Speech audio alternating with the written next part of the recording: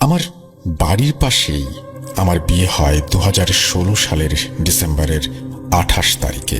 তবে সম্পর্কের বিয়ে ছিল, ভালোবেসে দুজন বিয়ে করেছিলাম পরিবারের অমতে।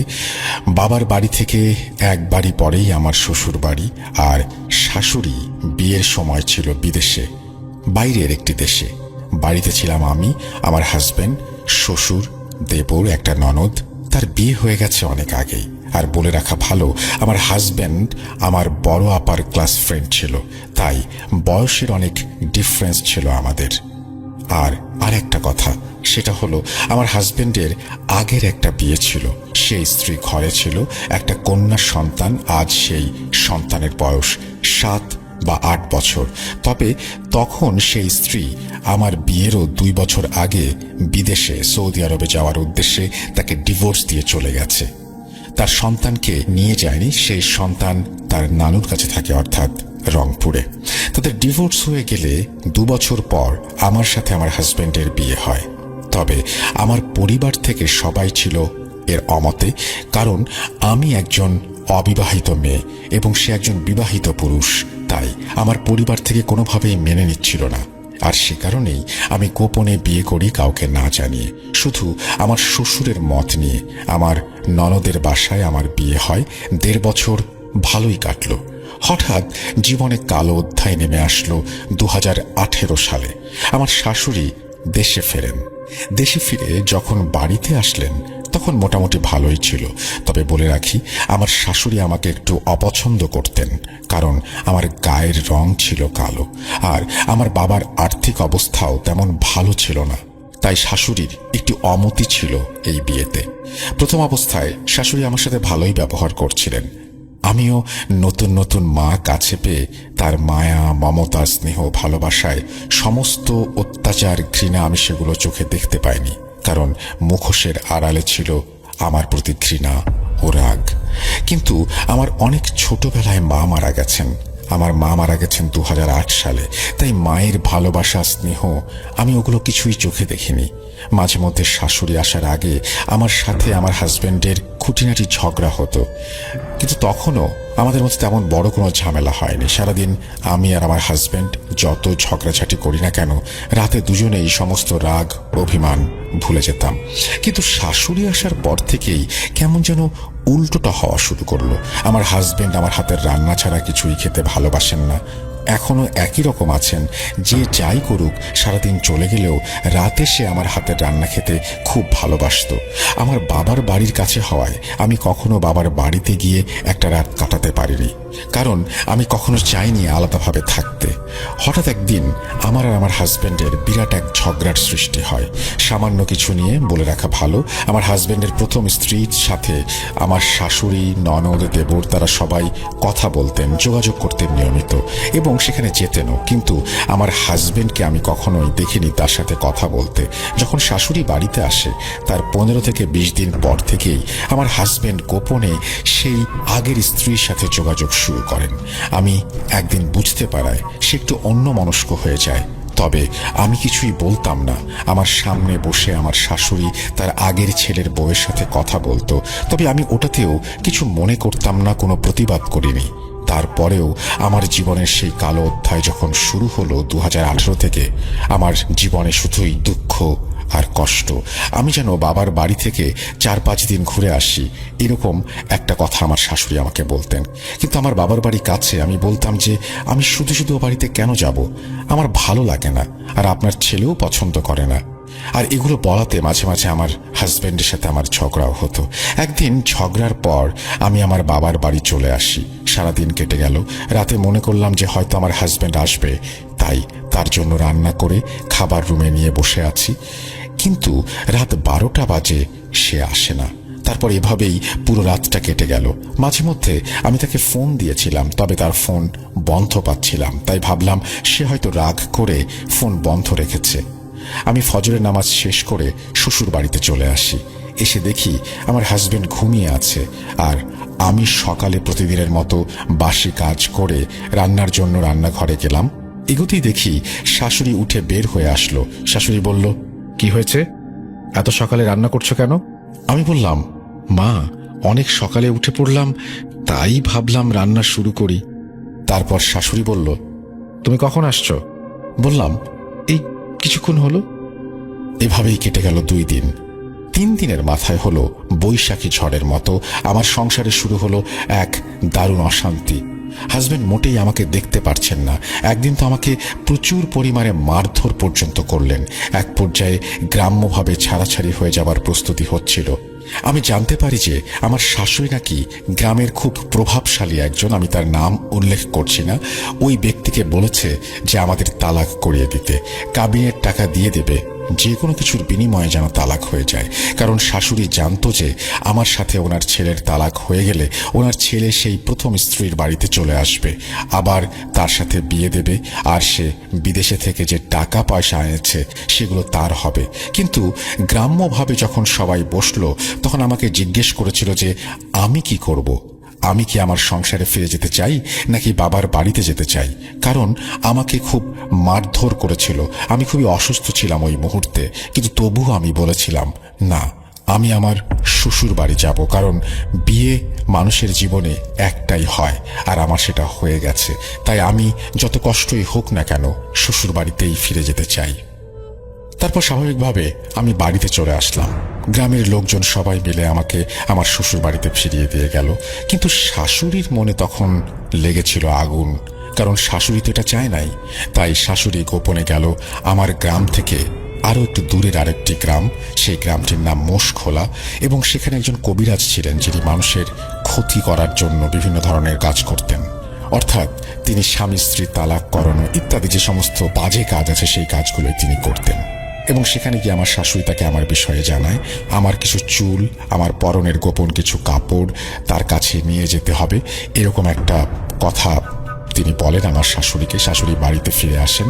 তিনি জানতেন যে আমার মাথার চুল আমি কোথায় ফেলি, আমার শরীরের ব্যবহার করা কাপড় চোপড় কোথায় পরিষ্কার করতে রাখি, তাই সেই সুযোগ মতো সেগুলো ব্যবহার করে। বলতে গিয়ে আমার যে এত কষ্ট হচ্ছে তা আপনাকে বোঝাতে পারবো না। তখন থেকেই শুরু 2019 সাল নভেম্বরের 5 তারিখ। হঠাৎ আমি আমার শ্বশুর বাড়ির কাউকে দু চোখে দেখতে পারছি না, আমার হাজবেন্ডের সাথে কথা বলছি না। এমন একটা অবস্থা যেন আমি আমার শ্বশুর বাড়ি থেকে বের হয়ে আসতে পারলেই বাঁচি। তবে আমার এই অবস্থা দেখে আমার বাবার একটু সন্দেহ হয়েছিল, কারণ আমাকে যেভাবে মারধর করেছিল আমার হাজবেন্ড, তারপরেও আমি সেই বাড়ি যাওয়ার জন্য রাজি ছিলাম। এখন কেন এরকম করছি, আমার শ্বশুর বাড়ি থেকে আমি কেন চলে আসতে চাচ্ছি, এইটা ভেবে বাবা অনেক চিন্তায় পড়ে যান। তখন সে আমার বড় আপার শাশুড়ির কাছে গিয়ে এই বিষয়টি বলেন। বড় আপার শাশুড়ি বললেন, একটা হুজুর আছে যাদবপুর নামের একটি গ্রামে, সেই গ্রামে গিয়ে তার বিষয়ে জানাতে। এবং আমার বাবা একটু দেরি না করে সেই দিনই চলে গেলেন সেই হুজুরের কাছে। হুজুরের নাম ছিল শেখ মোহাম্মদ জহির উদ্দিন। হুজুর শুনে বলে দিলেন যে আমার ক্ষতি করা হয়েছে কালো জাদুর মাধ্যমে। ক্ষতিটা এমনভাবে করা হয়েছে যে আমি নিজের দোষেই আমার স্বামীকে তালাক দিয়ে যেন চলে আসি। এটা শোনার পর আমার বাবা বলল, আর কিছু করার নাই? হুজুর বললেন, হ্যাঁ আছে, আমি একটি তাবিজ দিয়ে দিচ্ছি। এই তাবিজটি তুমি তোমার মেয়েকে বাম হাতে পড়ে থাকতে বলবে। তাবিজটি যেন কোনোভাবেই সে তার শরীর থেকে না খোলে। দিনটি ছিল মঙ্গলবার। সেদিন আমার বাবা তাবিজ এনে আমার হাতে বেঁধে দিলেন। তারপর থেকে স্বাভাবিকভাবে আমি 1 সপ্তাহের মতো আমার শ্বশুর বাড়ি ছিলাম। 11 নভেম্বর হঠাৎ একদিন ঘুম থেকে উঠে আমি দেখি আমার হাতের তাবিজটা নেই। তাবিজটা খোঁজার জন্য ব্যাকুল হয়ে গেলাম। তারপর ঘন্টা দেড়েক পরে আমার কি যেন মনে হলো, আমি নিজে নিজেই আমার কাপড় চোপড় গুছিয়ে আমার বাবার বাড়ি চলে আসলাম। আমার আব্বু জিজ্ঞেস করলো, কি হয়েছে, আবার ঝগড়া হয়েছে নাকি? আমি উত্তরে বললাম, না, কোনো ঝগড়া হয়নি, আমি ও বাড়িতে আর যাব না। আর তখনই কাউকে কিছু না বলে আমি সোজা নড়াইলে গিয়ে একটা উকিলের মাধ্যমে আমার স্বামীকে তালাকের কাগজপত্র রেডি করতে বলি। আর তখনই আমার আব্বু কিভাবে যেন জানতে পারে আমি কোর্টে চলে এসেছি, এবং তিনি পেছনে পেছনে আসেন এবং উকিলকে রিকোয়েস্ট করেন যে এই ধরনের কোনো কাগজপত্র যেন তৈরি করা না হয়। বলে রাখা ভালো, গোপনে আমার আব্বু একটা ভুয়া তালাকের কাগজ তৈরি করিয়েছিলেন, আর সেটা আমার শ্বশুর বাড়িতে শো করিয়েছিলেন যাতে আমার শাশুড়ির আসল চেহারা আমি ধরতে পারি। তাই আমার আব্বু ওখান থেকে আমাকে নিয়ে বাসায় চলে আসে। আমি মনে করলাম হয়তো আমার স্বামী আমাকে খোঁজাখুঁজি করবে, কিন্তু আশ্চর্য ব্যাপার এই যে তিনি স্বাভাবিকভাবে আমাকে খোঁজাখুঁজিও করেননি, আমার কোনো খোঁজ খবরও রাখেননি। তারপর বিকেলে আমি আমার বাবার বাড়ি থেকে গেলাম। হঠাৎ সকালবেলা শুনি যে সেই তালাকের কাগজ খোঁজার চেষ্টা করছে আমার শাশুড়ি। শাশুড়ি এসে বলে, তুমি তো তালাক দিয়ে এসেছো, তবে এখনো কেন তালাকের কাগজ পাঠাচ্ছ না? আমি অবাক দৃষ্টিতে তার দিকে তাকিয়ে থাকলাম আর বললাম, কোথায়? আমি তো তাকে তালাক দেইনি। তালাকের জন্য গিয়েছিলাম, কিন্তু আমি তালাক দেইনি। আমার বাবা আমাকে ফিরিয়ে নিয়ে এসেছেন। এটা শুনে আমার শাশুড়ি খুবই ক্ষিপ্ত হয়ে চলে গেলে বাড়িতে গিয়েই তার ছেলেকে পাঠালেন। আর আমার স্বামী আমার বাবার বাড়িতে এসে আমার উপরে যে বকাঝকা এবং মারধর শুরু করলো, তা সহ্য করার মতো না। এভাবেই কেটে গেল 2টা মাস। আমি আমার শ্বশুর বাড়ি যাই না, বাবার বাড়ি থেকে গেলাম। আমি তাদের দেখি প্রতিদিন, কিন্তু তারা আমার প্রতি কোনো গুরুত্বই দেয় না। একটা সময় আমি মরার মতো হয়ে গেলাম। তারপর হঠাৎ একদিন আমি আমার শ্বশুর বাড়িতে গিয়ে উঠলাম। উঠলে দেখি সবাই স্বাভাবিক, কেউ আমার ওপরে আগের মতো রাগারাগি করছে না। আমার শাশুড়ি আমাকে ডেকে খেতে দিলেন। আমার স্বামী আমার জন্য ওষুধ আনতে গেলেন ডাক্তারের কাছে। তবে জানি না সেই সময় আমার শাশুড়ি আমাকে কি খাইয়েছিলেন।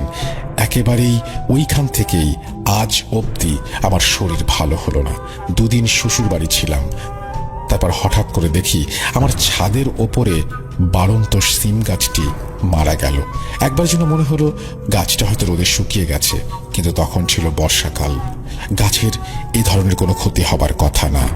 গাছটি একদিনের মাঝেই কেন মারা গেল আমি বুঝতে পারলাম না। গাছে অনেক সিম ধরেছিল। পরে জানতে পারলাম সেই হুজুরের মাধ্যমে আমার বাবা জানতে পেরেছিলেন আমাকে তাবিজ করা হয়েছিল যাতে আমি এই বাড়িতে না আসি, আমি যেন নিজের ইচ্ছাতেই আমার স্বামীকে তালাক দেই। তার কারণে এই তাবিজটি করা হয়েছিল। কিন্তু পরবর্তীতে হুজুরের দেয়া তাবিজে আমার শ্বশুর বাড়ির তাবিজের গুণ কেটে যায়। আমি বাড়িতে যখন চলে আসি তখনই সিম গাছটি মারা গেল। আমি বিষয়টা আমার স্বামীকে জানাই, কিন্তু বিষয়টা শুনে আমার স্বামী উত্তেজিত হয়ে আমাকে আবারও মারধর শুরু করে যে আমি যদি তাকে হাতে নাতে তার মায়ের এসব কারণ ধরিয়ে দিতে পারি তাহলে সে প্রতিবাদ করবে। তারপর এভাবেই কেটে গেল আরও 1 মাস। হঠাৎ একদিন আমার মাথায় এত পরিমাণ যন্ত্রণা হচ্ছিল যেন ইচ্ছে করছিল যে মাথার চুলটে ছিঁড়ে ফেলি। কি একটা অবস্থা! ঘুমোতে পারি না। ঘুমোলে মনে হতো কালো আকৃতির একটা ছায়ামূর্তি আমার সামনে দাঁড়িয়ে আছে। তাই দেখে আমি লাফিয়ে উঠে বসতাম। সারা রাত অন্ধকারে পুকুরের পাড়ে সিঁড়িতে বসে থাকতাম। কারোর সাথে কথা বলতাম না, সারাক্ষণ শুধু কান্নাকাটি করতাম। আব্বু ভাবতো আমি হয়তো টেনশনে এমন করছি, কিন্তু আসলে আমি আমার আব্বুকে বোঝাতে পারতাম না যে আমার সাথে কি হচ্ছে। আমি ভাত খেতে গেলে খাবারে দুর্গন্ধ লাগতো, বমি করতাম, খেতে পারতাম না। এইভাবে না খেয়ে না ঘুমিয়ে একটা পর্যায়ে মাথার যন্ত্রণায় আমি খুব অসুস্থ হয়ে যাই। তারপর আমাকে ঢাকা ন্যাশনাল ইনস্টিটিউট নিউরোসায়েন্স হসপিটালে অ্যাডমিট করা হয়।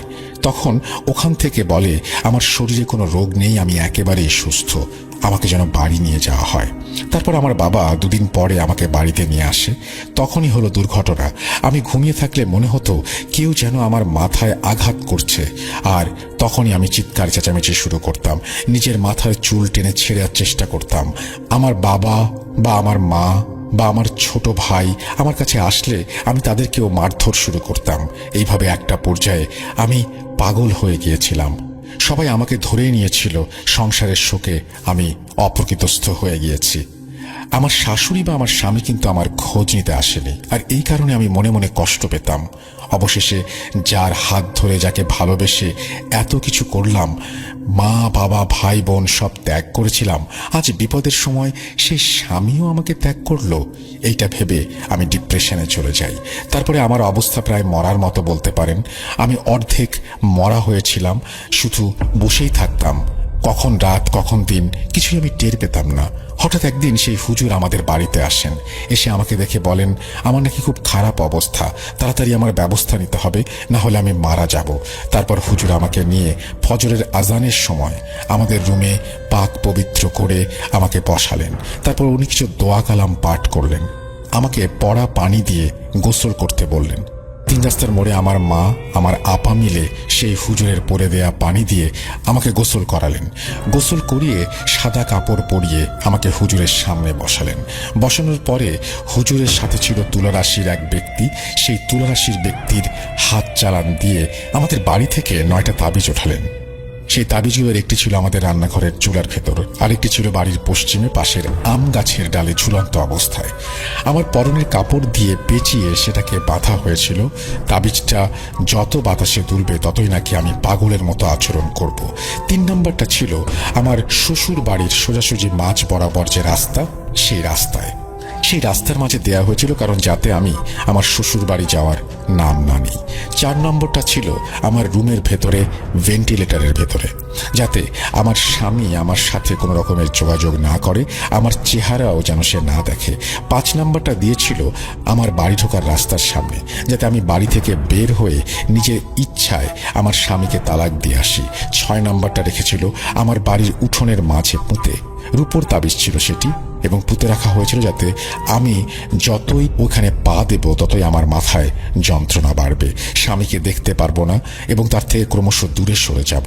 7 নাম্বারটা দিয়েছিল পুকুর পাড়ে একটি গাছের ডালে, যাতে আমি সারাক্ষণ পুকুর পাড়ে বসে থাকি, আমার যাতে খাওয়া ঘুম বন্ধ হয়ে যায়, আমি যেন আস্তে আস্তে শুকিয়ে যাই। 8 নাম্বারটা দিয়েছিল আমার বালিশের নিচে আমি যেন ঘুমালে আজে বাজে স্বপ্ন দেখি, আর আমি যেন ঘরে থাকতে না পারি। আমার বালিশে ছিদ্র করে বালিশের তুলার সাথে তাবিজটা মিশিয়ে দেওয়া হয়েছিল। 9 নম্বরটা দিয়েছিল আমার বারান্দার দেয়ালে, ওটা নাকি জিনের দ্বারা লেখানো হয়েছিল, দেয়ালের রঙের সাথে মিশিয়ে দেওয়া হয়েছিল সেটি যাতে চোখে না ধরা পড়ে, এবং 9 নম্বর তাবিজটি আমাদের কারোরই চোখে পড়েনি। অবশেষে হুজুর যখন 9টি তাবিজ সব জায়গা থেকে বের করে সামনে নিয়ে আসলেন, তখন ওই মুহূর্তের দৃশ্যটা ছিল খুব ভয়ঙ্কর, যেন একটি পাথর চাপা দিয়ে যাচ্ছে আমাকে, সব প্রশ্নের উত্তর যেন গুলিয়ে যাচ্ছে। কিছুতেই ভাবতে পারছি না যে আমার শাশুড়ি, যাকে আমি মায়ের মতো ভালোবেসেছি, স্নেহ করেছি, সে কিভাবে আমার সাথে এগুলো করলো। খারাপ, তারপরেও আমি ভাবছিলাম যে হুজুর এগুলো কি বলছেন। তবু আমি বলেছিলাম যে ডাক্তার বলল যে আমার কিছু হয়নি। আমার আব্বুকে বোঝালাম যে টেনশন না করতে, হুজুর এগুলো মিথ্যা বলছে। তারপর হুজুর যা করলো তা আমি দেখার জন্য একেবারেই প্রস্তুত ছিলাম না। ওটা দেখার পরে শাশুড়ির ওপরে এত ঘৃণা হলো যে বলেও বোঝাতে পারবো না। আব্বুর কাছ থেকে যা শুনলাম তা ছিল এরকম, হুজুর আমার ওপর আতর আর আগরবাতির ধোঁয়া দিচ্ছিল। আগরবাতির ধোঁয়া আমার নাকে দেয়া মাত্রই আমি নাকি বলা শুরু করেছিলাম, আমাকে আমার শাশুড়ির বাড়িতে যেন আর মনের ভুলে কখনো ফিরিয়ে না দেয়া হয়, আমি যেন কোনো মামলা মোকদ্দমায় না যাই। তার বিনিময়ে জিনটাকে নাকি আমার জান দেওয়ার কথা বলেছিল। তাই বলে আমি খুব কান্নাকাটি করেছিলাম। পরে আমার শরীরকে বশ করা হয়েছিল। হ্যাঁ, আমি ওকে সুস্থ করে দেব, কিন্তু তার বিনিময়ে ওর জীবনের যে কোনো একটা জিনিস ও হারাবে। এই শর্তে রাজি হলে জিন সুস্থ করে দেবে আমাকে।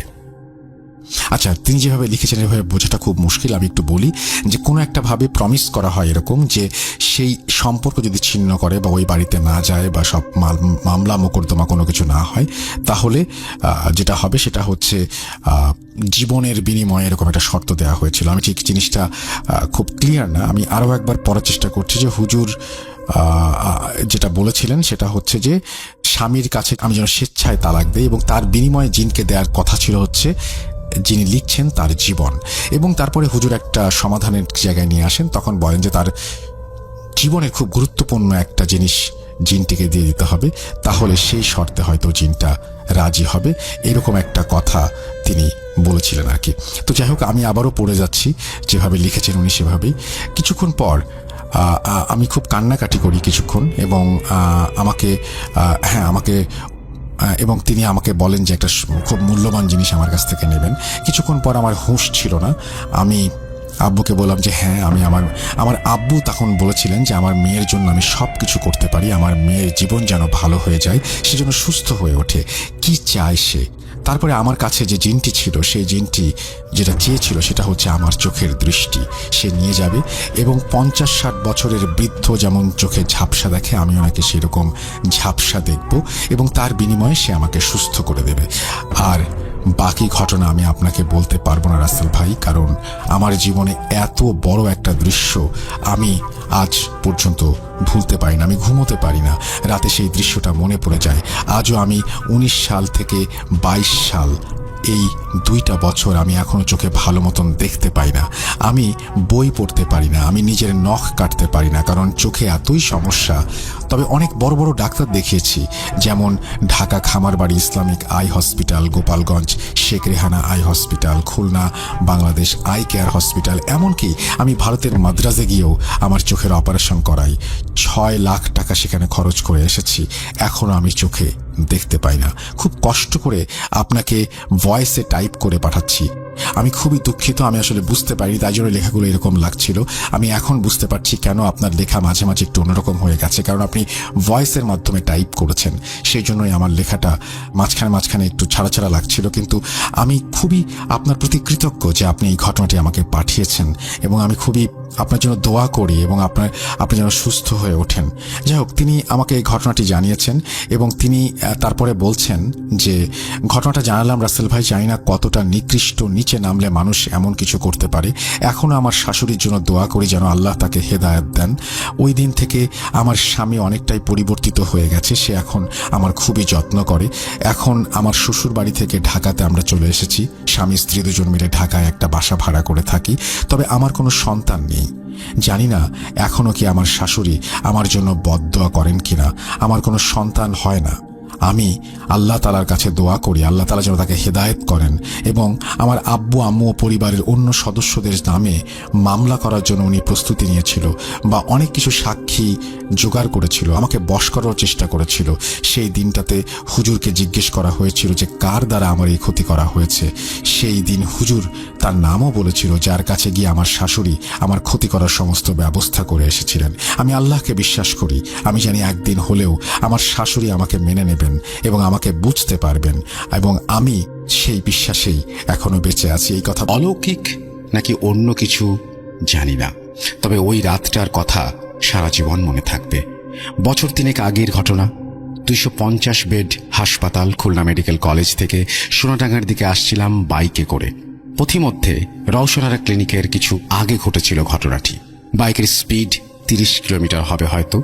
আমি বাইক চালাচ্ছিলাম এবং পেছনে এক স্যার ছিল। আমরা কথা বলছিলাম আর বাইক চালাচ্ছিলাম। সন্ধ্যা 7টা কি 7:30টার দিকে হবে সময়টা। শীতের সময় রাস্তা প্রায় ফাঁকা বললেই চলে, চারিদিকে শুনশান আর কুয়াশার চাদর দিয়ে ঘেরা। অনেক দূরে দূরে একটা রোড লাইট টিপ টিপ করে জ্বলছে। কুয়াশার চাদর ভেদ করে কোনো মতে আলো রাস্তায় এসে পড়ছে। হঠাৎ করেই ডিভাইডারের ওপর থেকে একটি কুকুর লাফিয়ে পড়ল বাইকের সামনে। স্যারও বলে উঠল, কুকুর। আমিও দিব্যি দেখলাম একটি কুকুর লাফিয়েই পড়ল। আমি হাইড্রোলিক এবং পায়ের ব্রেক চেপে গাড়ি স্টপ করে দিলাম। পেছন থেকে স্যার হুমড়ি খেয়ে আমার উপরে পড়ল, আর হেলমেটের সাথে আঘাত লেগে তার চশমাটা ফেটে গেল। ভাগ্যিস পেছনে কোনো চলন্ত গাড়ি ছিল না, তাই বড় ধরনের কোনো দুর্ঘটনা হয়নি। আমি বাইক থেকে নেমে কুকুর খুঁজতে লাগলাম। কুকুর তো বাইকের সামনেই পড়ল, এবং আমি নিশ্চিত ছিলাম যে কুকুর হয়তো বড় ধরনের কোনো আঘাত পেয়েছে। কিন্তু আজব ব্যাপার, রাস্তার মাঝে বা আশেপাশে কোনো কুকুর নেই, আর কুকুরটা এমন জায়গায় লাফ দিয়ে পড়েছিল, শিওর ছিলাম যে কোনো আঘাত পেয়েছে। সো তাড়াতাড়ি উঠে দৌড়ে চলে যাব, সেরকম হওয়ারও কোনো সম্ভাবনা নেই। স্যারও কুকুরটাকে খুঁজতে লাগলো এবং জিজ্ঞাসু দৃষ্টিতে আমার দিকে তাকালো। হঠাৎ রাস্তার পাশে এক বৃদ্ধ বয়স্ক চাচার ডাক শুনতে পেলাম। আমাকে বলল, বাবা, কি খোঁজো? যা খোঁজো তা তো পাবে না। আমি বললাম, চাচা, একটা কুকুর লাফিয়ে পড়লো বাইকের সামনে, কিন্তু কি হলো বুঝতে পারলাম না কিছু। কুকুর গেল কই আর দেখতে পাচ্ছি না। বয়স্ক চাচা একটু মুচকে এসে বললেন, বাবা, ভাগ্যিস তোমার বড় ধরনের কোনো ক্ষতি হয়নি। তুমি আল্লাহর নাম করতে করতে বাড়ি যাও, বড় ধরনের ক্ষতির হাত থেকে বেঁচে গেছো। আমি হতভম্ব হয়ে কুকুর খুঁজতেই লাগলাম। চাচা বলল, তুমি কুকুর খুঁজেই পাবে না, ওটা কুকুর ছিল না। মাঝে মাঝে এমন অনেকেই এখানে অনেক কিছু দেখে। চাচার কথাবার্তা কেমন অদ্ভুত আর গম্ভীর লাগছিল, তাই আমি কথা না বাড়িয়ে বাইক স্টার্ট দিয়ে চলে আসলাম। কিন্তু ভয় মনের মধ্যে ঢুকে গেছে মারাত্মকভাবে। বাইক চালাতে পারছি না, হাত পা কাঁপছে, ভয়ের আভাস শিরা দিয়ে বয়ে চলেছে। শরীর দিয়ে এই শীতের রাতেও ঘাম ঝরছে। স্যার আমার অবস্থা বুঝতে পেরে নিজেকে সামলে আমাকে সাহস দিতে লাগলো, কিন্তু আমি নিজেও সেই বিশাল আকারের ভয় পেয়েছি। এরপর সৃষ্টিকর্তার নাম নিতে নিতে বাসায় পৌঁছালাম। ওই ঘটনার পর থেকে 1 সপ্তাহ বাইকে হাত দেয়নি। পরবর্তীতে যখনই রাতে বাইক চালাই মনে হয় এই বুঝি কুকুর লাফিয়ে পড়ল বাইকের সামনে। এই বলে মামা একটু থামলেন। তখন আমি জিজ্ঞেস করলাম, মামা এরকম ঘটনা ওই জায়গা থেকে আরো কারো সাথে হয়েছে কিনা? তখন মামা বললেন, ওইখানে এরকম ঘটনার শিকার আরো অনেকে হয়েছে। ঘটনার পরদিন এই অভিজ্ঞতা সম্পর্কে ফেসবুকে একটা পোস্ট করেছিলাম, সেখান থেকে এই ঘটনার সত্যতা পাই এবং আরো অনেকে এই অভিজ্ঞতার শিকার করেছেন বলে জানতে পারি। এখানে বলে রাখা ভালো, আমার মামা খুলনা ভিত্তিক অনলাইন বিজনেসের একটি গ্রুপের অ্যাডমিন। সেই সুবাদে অনেকে চেনেন, জানেন এবং গ্রুপে পোস্ট করার মাধ্যমে সকলে এর সত্যতা সম্পর্কে জানান। অনেকে ওই জায়গায় এই অভিজ্ঞতার শিকার হয়েছে বলেও জানায়। ফেসবুকের এই পোস্ট সূত্রে জানতে পারি ওই জায়গায় একটা কবরস্থান রয়েছে। মাঝরাতে কিংবা সন্ধ্যা রাতে ওই রাস্তা দিয়ে গেলে অনেকের সাথে এরকম ঘটনা ঘটে। বিভিন্ন জন বিভিন্ন রকমের জন্তু, বিভিন্ন আকৃতির মানুষ দেখতে পায়। অনেকে আবার ছোট বাচ্চা হামাগুড়ি দিয়ে হেঁটে যাচ্ছে দেখতে পায়। মাঝে মাঝে দুর্ঘটনাও ঘটে। যারা বাইক চালায় বা গভীর রাতে গাড়ি চালায় তারা অনেকেই এমন ঘটনার সাক্ষী হন। তার জন্য কলেজে যাই। কলেজ থেকে অ্যাডমিট কার্ড নিয়ে বের হব, তখনই আমার খুব পুরনো একটা বন্ধুর সাথে দেখা হয়। দুজনে কলেজ থেকে অ্যাডমিট কার্ড নিয়ে গল্প করতে করতে যাচ্ছিলাম। যেহেতু অনেক ভালো বন্ধু, কলেজে যখন প্রথম ভর্তি হয় তখন একসাথে কলেজ হোস্টেলে ছিলাম। একই ডিপার্টমেন্টে পড়তাম, পাশাপাশি হোস্টেলে একই রুমে থাকতাম। সে কারণে বন্ধুত্বটা একটু বেশি ঘনিষ্ঠ ছিল। আমার সেই বন্ধুর নাম হৃদয়, বাসা নওগাঁ জেলা আত্রাই থানায়। কথায় কথায় তাকে এক পর্যায়ে জিজ্ঞেস করে বসি, বন্ধু তোর শরীর দিন দিন কেমন শুকিয়ে যাচ্ছে, বড় কোনো অসুখ বিসুখ হয়েছে নাকি? তখন আমার একটা হাত নিয়ে তার ডান হাতের কনুইয়ের একটু ওপরে রাখলো এবং বলল, এটা কি দেখো, কিছু আন্দাজ করতে পারো?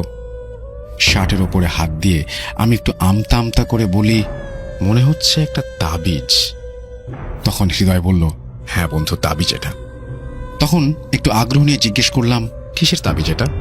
তখন হৃদয় বলল, আমার উপর ব্ল্যাক ম্যাজিক করা হয়েছে। আমি তখন মনে মনে একটু খুশি হলাম, এ তো মেঘ না চাইতে বৃষ্টি। অনেক দিন থেকে একটা ব্ল্যাক ম্যাজিকের ঘটনা খুঁজছিলাম ভূত.com-এ পাঠানোর জন্য। আমি হৃদয়কে বেশ আগ্রহ নিয়ে বললাম, তোমার সাথে কি হয়েছে বিস্তারিত বলো তো। হৃদয় বলতে শুরু করলো। আমি হৃদয়কে থামিয়ে দিলাম। রাস্তায় দাঁড়িয়ে না শুনে চলো বর্ণালীতে চায়ের দোকানে গিয়ে চা খেতে খেতে তোমার ঘটনা শুনবো। এই বর্ণালীতে এসে 2 কাপ চা নিয়ে রেল লাইনের পাশে 2টা চেয়ার নিয়ে বসলাম। হৃদয় তখন চায়ের কাপে চুমুক দিতে দিতে ঘটনা বলা আরম্ভ করলো। হৃদয় যেভাবে বলেছে আমিও সেভাবেই বলছি।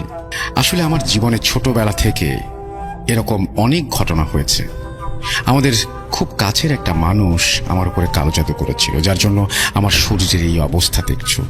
আর যে তাবিজটা, সেটাও ওই জন্য বাধা। যেন আমি একবার কালো জাদু শিখতে গিয়েছিলাম।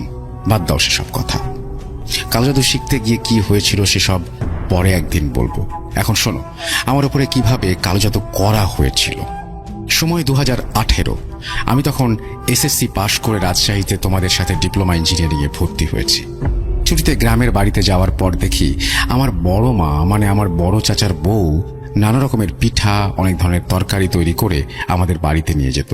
মা সেগুলো আমাকে খেতে দিত না। আমি যদি মাকে জিজ্ঞেস করতাম কেন খেতে দিবা না, কি সমস্যা, মা কিছু বলতো না, কিন্তু খেতে দিত না। এমনি এক ছুটিতে গ্রামের বাড়িতে গিয়েছি। আমার বড় মা আমাকে এসে বলছে, বাবা হৃদয়, আমাকে একটা কবুতরের বাচ্চা জবাই করে দাও তো। আমি তার কথা মতো জবাই করে দিয়েছি। রাতের বেলা সেই কবুতরের মাংসের একটু তরকারি আমাদের বাড়িতে দিয়ে যায়। মা আমাকে কিছুতেই খেতে দেবে না। কবুতরের মাংস ছিল আমার খুব পছন্দের, তাই 2 টুকরা মাংস খেয়ে নেই। তারপর 10 থেকে 15 দিন পর মূলত আসল সমস্যা শুরু হয়। এক রাতে শুয়ে শুয়ে ফোনে ফেসবুক দেখছিলাম। হঠাৎ আমার রুমের পশ্চিমের জানালার কাছ থেকে কড়মড় কড়মড় শব্দ শুনতে পাচ্ছি। প্রথমে ভেবেছিলাম কুকুর হয়তো হাড় চিবাচ্ছে, কিন্তু একটু পর ক্রমশই শব্দ বেড়ে যাচ্ছে। এক সময় জানালার কাছে গেলে বুঝতে পারি পশ্চিমের জানালা থেকে দক্ষিণের জানালায় কে যেন হেঁটে চলে গেল, এবং দক্ষিণের জানালা তো কেউ যেন দাঁড়িয়ে আছে, মহিলা বা পুরুষ, এবং মহিলা বা পুরুষ মিশ্রিত কর্কশ একটা কণ্ঠস্বর শুনতে পেলাম। শব্দ শুনতে পাচ্ছিস? শব্দ ঠিক এইভাবে কড়মড় করে হাড় চিবিয়ে খাবো। আমি প্রথমে ভেবেছিলাম কে হয়তো দুষ্টুমি করে আমাকে ভয় দেখাচ্ছে। সেদিন রাতে শুয়ে পড়ি, আর কোনো সমস্যা হয়নি। কিছুদিন পরে এক রাতে হঠাৎ বাথরুমে যাওয়ার জন্য রুম থেকে বের হয়েছি। বলে রাখা ভালো, আমাদের বাড়ির চারিদিকে প্রাচীর দিয়ে ঘেরা, বাথরুমও বাড়ির ভেতরে, কিন্তু বাড়ির আঙিনায় টিউবওয়েল। বাথরুম থেকে বের হয়ে হাত মুখ ধোয়ার জন্য যেই টিউবওয়েলের কাছে হাতল ধরেছি, তখন আমার চোখ ওপরে যায়। আমি যা দেখি কোনো মানুষ যেন তা না দেখে এবং দেখতে চাইবে না, কোনো মানুষ সেটি দেখার জন্য প্রস্তুত নয়। আমি দেখি একটি বিশাল কালো অবয়ব দাঁড়িয়ে আছে, তার এক পা বাথরুমের ছাদে, অন্য পা প্রাচীরের চালের ওপরে, এবং আশ্চর্যজনক বিষয় হলো তার চুলগুলো একবার মহিলাদের মতো কোমর পর্যন্ত নেমে আছে, পরক্ষণে আবার চুলগুলো ছোট পুরুষের মতো লাগছে, এবং তার চোখগুলো কেমন যেন গোলাকার এবং একটু মনে হচ্ছে জলজল করছে, এরকম তার চেহারা, এবং বিদঘুটে একটা আকৃতি তার। এটা দেখার পর আমার শির দ্বারা দিয়ে যেন হিমেল স্রোত বয়ে গেল। আমি এটা দেখে এক দৌড়ে ঘরে চলে গেলাম। আমি আগেই বলেছি কালো জাদু শিখতে গিয়েছিলাম, এইগুলোর সাথে কিছুটা হলেও পরিচিত, তাই খুব একটা আমলে নিয়েছিলাম না। পরদিন সকালে আর কোনো সমস্যা হলো না। সমস্যা শুরু হয় তার ঠিক কয়েকদিন পর। একদিন দুপুরে খাওয়ার শেষ করে কিছুক্ষণ বিশ্রাম নিয়ে প্রতিবেশী এক ভাইয়ের সাথে আমরা আত্রাই বাজারে গিয়েছিলাম, ভাইয়ের এবং আমার কম্পিউটারে কিছু অ্যাক্সেসরিজ কেনার জন্য। অ্যাক্সেসরিজ কিনে বের হয়ে ভাই আর আমি আখের রস খেয়ে বাড়ির উদ্দেশ্যে একটা ভ্যান নিয়ে রওনা দেই। বাড়ি আসার পথে একটা শ্মশান পড়ে, সেটা পার হয়ে আসতে হয়। শ্মশানের কাছে আসতেই ভ্যানটা অটোমেটিক বন্ধ হয়ে যায়। তখন মাত্র দুপুর গড়িয়ে বিকেল হয়েছে। ভ্যানটা ছিল ব্যাটারি চালিত। ভ্যানওয়ালা ভ্যান থেকে নেমে বলল, ভাই, ভ্যানের পিকআপ নষ্ট হয়ে গেছে, আর যাওয়া যাবে না, আপনারা অন্য একটা ভ্যান নিয়ে চলে যান। তখন ভ্যান থেকে নেমে হেঁটে আসার সময় মনে হলো আমাকে কে যেন কেউ মাটিতে ঠেসে ধরেছে, মনে হচ্ছে মাটির ভেতরে ঢুকিয়ে দেবে। আমার পা সামনের দিকে যাচ্ছে না, কোনো এক অদৃশ্য শক্তি আমার পা দুটোকে মাটির ভেতরে ঢুকিয়ে নেবার চেষ্টা করছে, এবং আমি একটা টান অনুভব করছি। কোনো রকম বড় ভাইয়ের কাঁধ ধরে অনেক কষ্ট করে হিঁচড়ে পিছড়ে শ্মশান পার হতে না হতেই আমার পায়ের শক্তি ফিরে এলো। তখনও মাথাটা ঝিমঝিম করছিল। ভাবলাম চা খেলে যদি মাথার ঝিমঝিম ভাবটা কেটে যায়। তাই পাশের দোকানে বসে চা খেয়ে অন্য একটা ভ্যান নিয়ে বাসায় চলে আসি। বাসায় এসে রুমে ঢুকে শুয়ে পড়ি। কিছুক্ষণ পর আমার পুরো শরীরে ঝাঁকুনি দিয়ে জ্বর আসে, এবং 3টা কম্বল নিয়ে শুয়ে থাকার পরেও যেন শীত কমছে না। ছোট বোন আমার রুমে আমাকে ডাকতে আসে, এবং এই অবস্থা দেখে এক দৌড়ে মাকে ডেকে নিয়ে আসে, এবং মা এসে আমাকে জিজ্ঞেস করলো কি হয়েছে। আবার বাবাকে গিয়ে বলে, দেখো তো ছেলেটা বাইরে থেকে উল্টাপাল্টা কিছু খেয়ে এসেছে নাকি। বাবা এসে আমাকে জিজ্ঞেস করে, কি খেয়েছিস বাইরে গিয়ে? আখের রস আর চা খেয়েছি। তখন বাবা চিন্তা করেন এইসব হওয়ার কারণ কি। তখন আমি বাবাকে আমার সাথে এতদিন ঘটে যাওয়া সব ঘটনা খুলে বলি। বাবা একটা হুজুরের কাছে নিয়ে যান আমাকে। হুজুর এসে আমাকে ঝাড়ফুঁক করে এবং একটা তাবিজ দিয়ে চলে যান। কিন্তু কয়েকদিন পর আমার অবস্থার একটু উন্নতি হয় না, বরং অবনতি হতে থাকে। শরীর শুকিয়ে যায়, মনে হচ্ছে হাড্ডির ওপর শুধু চামড়ার প্রলেপ, আর চোখগুলো গর্তের ভেতরে চলে গেছে, চোখের নিচ দিয়ে কালি পড়ে গেছে। এগুলো দেখে আমাদের এক প্রতিবেশী বাবাকে এক হিন্দু কবিরাজের খোঁজ দেন। সেদিন বাবা সেই কবিরাজকে ফোন দিলে তিনি বলেন কোনো এক কাজের জন্য আজকে আসতে পারবে না, মোবাইলের মাধ্যমে কিছু ঝাড়ফুঁক দিয়ে দেয় এবং পরশুদিন আমাকে নিয়ে যেতে পারবে বলে জানায়। পরশুদিন কবিরাজের কাছে গেলে তিনি আমাকে দেখে প্রথমে বলেন, তোমাকে কিন্তু অনেক বাজে ধরনের কালজাদু করা হয়েছে, আমার কাছে এসেছো ভালো করেছো, আর কিছুদিন পর আসলে হয়তো তুমি বাঁচতেও পারতে না, তোমাকে নিয়ে আজ আসনে বসবো। বাবাকে কিছু টাকা দিতে বলেন, যেটা দিয়ে কিছু জিনিস কিনতে হবে। আসনে বসে কবিরাজ যা বলেন সেটা শুনে আমার বাবা মা অবাক হয়ে যায়। আপনাদের খুব নিকটবর্তী লোক এই কাজটা করেছে এবং কোনো কিছুর সাথে খাওয়ানোর মাধ্যমে এই ব্ল্যাক ম্যাজিকটি করা হয়েছে। কবিরাজ কিছু ওষুধ দেন, মাকে বলে এই ওষুধগুলো বেটে খাইয়ে দিতে। খাওয়ানোর 1 ঘন্টার মধ্যে প্রচুর পরিমাণে বমি হয় এবং আমার বাথরুমে যেতে হয় বারবার। তারপর আমরা বাসায় চলে আসি, এসে গোসল করি, মা ওষুধগুলো বেটে আমাকে খাওয়ায়। আনুমানিক 30-40 মিনিট পর আমার আবারও বাথরুম হয়। বাথরুম থেকে বের হওয়ার পরে ফ্রেশ হয়ে ঘুমিয়ে পড়ি। রাত 11টার সময় ঘুমাই এবং পরের দিন সকাল 11টার সময় ঘুম থেকে উঠি। কবিরাজ আগেই মাকে বলে দিয়েছিল ঘুমানোর পর ওকে ডাকা যাবে না, 1 দিন হোক 2 দিন হোক একা একাই সে উঠবে। ঘুম থেকে ওঠার পর আমার অনেকটাই ভালো লাগছিল, মনে হলো আমি একদম সুস্থ হয়ে গেছি। এই বলে হৃদয় চুপ করে গেল। কি ভাবছেন, ঘটনা এখানেই শেষ? আমিও ভেবেছিলাম, কিন্তু অনেকটা বাকি আছে এখনো। হৃদয় আবারও বলতে শুরু করলো। তার কিছুদিন পর আমি রাজশাহীতে আবার ব্যাক করি। রাজশাহীতে আসার পর থেকে রাতে ঘুমাতে পারতাম না, অনেক আজে বাজে স্বপ্ন দেখতাম এবং ঘুম আসতো না। বাসায় গেলেও একই সমস্যা হতো। এভাবে 3 বছর আমি রাতে ঘুমাতে পারিনি। ফজরের আজানের পর ঘুমাতাম। এই 3টা বছর খুবই কষ্টে কেটেছে আমার। গত 6 মাস থেকে তাও একটু ঘুমাতে পারছি। আমি হৃদয়কে বললাম, কবিরাজ তো সব ঠিক করে দিয়েছিল, তাহলে ঘুমাতে পারতে না কেন? এটা আবার কি ধরনের সমস্যা? হৃদয় একটা দীর্ঘশ্বাস ফেলে বলতে লাগলো, রাতে ঘুমাতে না পারার কষ্ট নিয়ে 3 বছর কাটিয়েছি আমি এবং আমার বাসার মানুষ সবাই জানতাম সমস্যার সমাধান হয়ে গেছে। একদিন মাকে বললাম রাতে ঘুমাতে পারি না। মা তখন আমাদের পাশের গ্রামের একটা হুজুরকে ডেকে নিয়ে আসেন। হুজুর আসার পরে বাসায় ঢোকার সময় বলেন, এই ছেলের উপর ব্ল্যাক ম্যাজিক করা হয়েছে। খাবারের মাধ্যমে যে ব্ল্যাক ম্যাজিক করা হয়েছে, যে কবিরাজের কাছে গিয়েছিলেন ওই কবিরাজ শুধু খাবারের মাধ্যমে যেই ব্ল্যাক ম্যাজিক করা হয়েছিল সেটা পেট থেকে বের করতে পেরেছে, কিন্তু আপনাদের বাসায় আরো কয়েকটা সমস্যা আছে। এই বলে কবিরাজ আমাদের বাসায় টানা 21 দিন রিচুয়াল করেন এবং আমাদের বাসা থেকে 21 দিনে 5 রুম থেকে 5টা এবং প্রাচীর থেকে 1টা এবং বাথরুম থেকে 1টা, মোট 7টা তাবিজ সংগ্রহ করেন এবং তা নষ্ট করে দেন। পরে আমাকে একটা তাবিজ তৈরি করে দেন, বর্তমানে যেটা আমার হাতে বাঁধা আছে। এই তাবিজ নেওয়ার পর থেকে আমি রাতে কিছুটা হলেও ঘুমাতে। 16 সালের ডিসেম্বর মাসের শেষের দিকে, তখন শীতকাল। শহরের তুলনায় গ্রামে অনেক আগেই শীত পড়ে যায়। প্রতি বছরের ন্যায় ওই বছরও হাতে ব্যাট নিয়ে চলে যাই ব্যাডমিন্টন খেলতে উত্তর পূর্ব বানিয়ারি স্কুল মাঠে। আমাদের বাজার থেকে স্কুল মাঠের দূরত্ব প্রায় 1 কিলোমিটার। হেঁটে যেতে প্রায় সময় লাগে 10 মিনিটের মতো। প্রতিদিন রাতে 8টা থেকে 11টা পর্যন্ত ব্যাডমিন্টন খেলে বাসায় ফিরে আসতাম।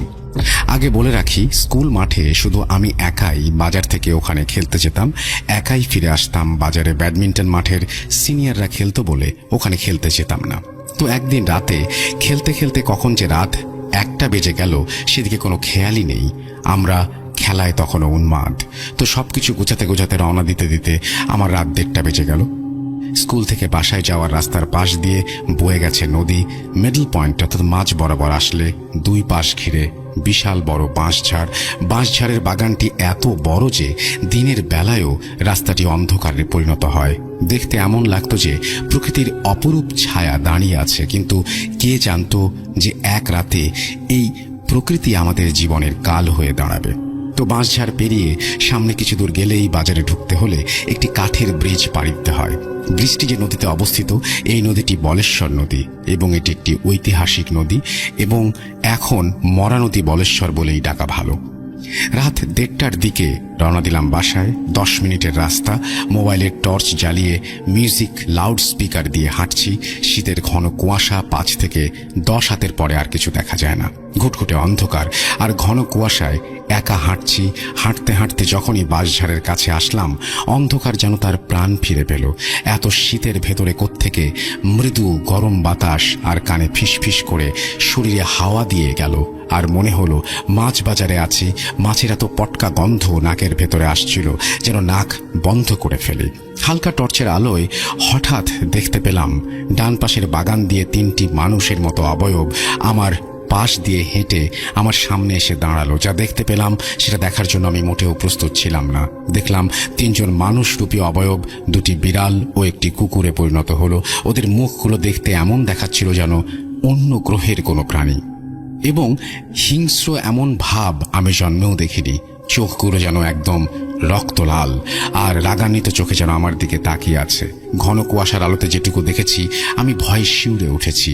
এক পর্যায়ে ভয়ে পাশ দিয়ে হেঁটে যাব, তখনই আমাকে বাধা দিচ্ছে, যেন আমাকে সামনে দিয়ে যেতেই দিবে না। নিস্তব্ধ রাত আর ঝিঝি পোকার ডাক, এবং সেই চোখগুলো আমার দিকে তাকিয়ে আছে, সাথে সেই বিশ্রী গন্ধ আর দম আটকে ফেলা সেই অনুভব। কতক্ষণ সেখানে দাঁড়িয়েছিলাম নিজেও জানি না। এক হাত পাও নড়তে পারছিলাম না। এত ঠান্ডাতেও ঘেমে একাকার আমার শরীর। কেমন যেন আমার কাছে অন্যরকম লাগছিল এবং আমি আমার শরীরের সমস্ত নিয়ন্ত্রণ হারিয়ে ফেলছিলাম। চোখ বন্ধ করে শুধুমাত্র উপরওয়ালাকে স্মরণ করছিলাম, কারণ এতক্ষণে বুঝে গিয়েছিলাম যেটা আমার সাথে ঘটছে এটা স্বাভাবিক কিছু নয়। যেটুকু সূরা আয়াত মনে ছিল সেগুলো আমার মুখে আসছে না। আমি যেন বাক শক্তি হারিয়ে ফেলেছি। মনে মনে আল্লাহ বলে এক লাফে ওদের মাথার ওপর দিয়ে দৌড় দিলাম। কিছুক্ষণ যেতে না যেতেই আমার পা কাজ করছিল না। মনে হচ্ছিল পেছন থেকে কয়েকজন মিলে আমাকে টেনে ধরেছে। ভারী কণ্ঠে কয়েকজন কর্কশ গলায় যেন আওয়াজ করে বলছে, কেন আমাদের ঘুম ভাঙালি? এই কথা শোনার পরে আমি আর নিজেকে ধরে রাখতে পারছিলাম না। পেছন ফিরে দেখবো সেই সাহস নেই। ভয় যেন আমাকে চেপে বসেছে। প্রকৃতির এই অন্ধকারে নিজেকে খুব অসহায় বোধ করছিলাম। মুখে শুধু একটাই নাম, আল্লাহ আল্লাহ বলে চিৎকার করতে করতে দৌড়াচ্ছি। আর পেছন থেকে শুনতে পাচ্ছি গোঙানি আর বড় বড় নিঃশ্বাস, যেন হাজার বছর ধরে শিকার করেনি হিংস্র প্রাণী আমাকে শিকার করবে আজ। কতক্ষণ দৌড়েছি তা আমি জানি না। 10 মিনিটের পথ যেন শেষই হচ্ছে না। এদিকে দৌড়াতে দৌড়াতে কিসের সাথে যেন ধাক্কা খেয়ে রাস্তায় পড়ে গেলাম। উঠতে যাব, দেখি ডান পা মচকে গিয়েছে, ব্যথায় টনটন করছে। কোনোভাবে এক পায়ে দাঁড়িয়ে যেই না হাঁটা দেব, তখন আবারও কর্কশ গলায় কানে ফিসফিস করে কেউ বলছে, শেষ করে ফেলবো আজ তোকে। কি করব বুঝতে পারছি না, চিৎকারও দিতে পারছি না মুখ দিয়ে কোনো আওয়াজ বের করতে। ভয়ে শরীর শিউরে উঠছে। কোনোভাবে এক পা নিয়ে ল্যাং মেরে দৌড়াচ্ছি আর ওপরওয়ালার কাছে প্রার্থনা করছি। কতক্ষণ দৌড়েছি জানি না, কত ঘন্টা দৌড়েছি জানি না। অবশেষে সেই কাঠের ব্রিজের দেখা পেলাম। ততক্ষণে আমার মনে কিছু স্বস্তির দেখা মিলল। ব্যথা পা নিয়ে আস্তে আস্তে ব্রিজ পাড়ি দিলাম। কিছু দূর যে হালকা আওয়াজ শুনতে পেলাম, সেই কর্কশ গলা, সেই কণ্ঠস্বর ফিসফিস করে আমাকে বলছে আমি নাকি আজকের জন্য বেঁচে গেছি। ব্রিজ পাড়ি দিয়ে বাজারের ভেতরে আসলাম। আস্তে করে ব্যথা পা নিয়ে আমি আর দৌড়াতে পারছিলাম না। বাজারে কুকুরগুলো আমাকে দেখে ঘেউ ঘেউ করে ডাকতে শুরু করলো। আমি এগুলো আর নিতে পারছিলাম না। কোনোভাবে বাড়ির দরজা পর্যন্ত গেলাম। মা জানতো সবসময় রাতে দেরি করে আসি, এই জন্য দরজা খোলা রাখতো। কোনোভাবে ঘরে ঢুকে দরজা লাগিয়ে ভয়ে না খেয়ে শুয়ে পড়লাম। তখন ঘড়িতে দেখি 4টা বেজে গেছে। শুয়ে শুয়ে চিন্তা করছিলাম, এটা আমার সাথে কি হলো, কেনই বা হলো? 2.5 ঘন্টা সময় ধরে আমি কোথায় ছিলাম? সেই 1:30 বাজে রওনা দিয়েছি। ভয়ে ভয়ে কোনো মতে রাতটুকু পার করলাম। সকালে কোনোভাবেই বিছানা থেকে উঠতে পারছিলাম না। ভীষণ জ্বর, পা মচকানো। বাড়িতে ডাক্তার নিয়ে আসা হলো, ব্যথার ইঞ্জেকশনও দেয়া হলো, জ্বরের ঔষধ দেওয়া হলো। জানতে চাইলে আমি বলি খেলতে গিয়ে পা মচকে গেছে। এরপর টানা 10 দিন 7টি ইঞ্জেকশন ও ওষুধ খাওয়ার পরে কিছুটা সুস্থ হলাম।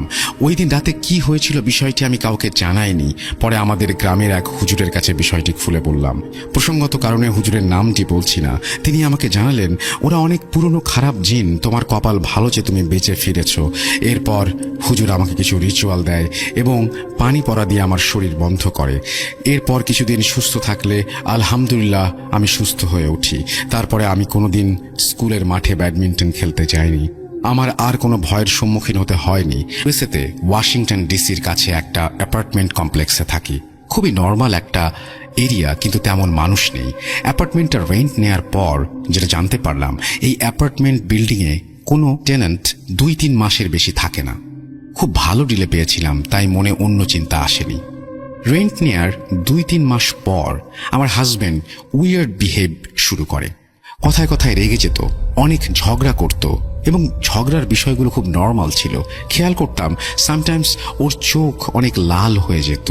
আমি ব্যাপারটা প্যারানর্মাল মনে করিনি, কিন্তু একদিন আমি দেখতে পাই আমার হাজব্যান্ডের শ্যাডো নর্মাল না। আমি ভয় পেয়ে ওকে আয়াতুল কুরসি পড়তে বলি, কিন্তু ও একটা ওয়ার্ডও বলতে পারছে না। আমার লাইফে অনেক প্যারানর্মাল এক্সপিরিয়েন্স আছে, তাই বুঝলাম ও স্বাভাবিক না। সেদিন থেকে আমি রেগুলার দোয়া পড়া স্টার্ট করলাম। 11 বার সূরা নাস, সূরা ফালাক, 3 কুল আর আয়াতুল কুরসি। সেদিন রাতে আর কিছু হলো না। পরদিন সন্ধ্যায় আমার বাসার পেট অ্যানিমেলগুলো উইয়ার্ড আচরণ শুরু করলো। কেউ আমাদের বেডরুমে ঢুকতে চায় না। আমরা ভাবলাম কিছু হয়তো অসুবিধা লাগছে, না হলে আমার পোষা কুকুর হয়তো বিড়ালটাকে বিরক্ত করছে।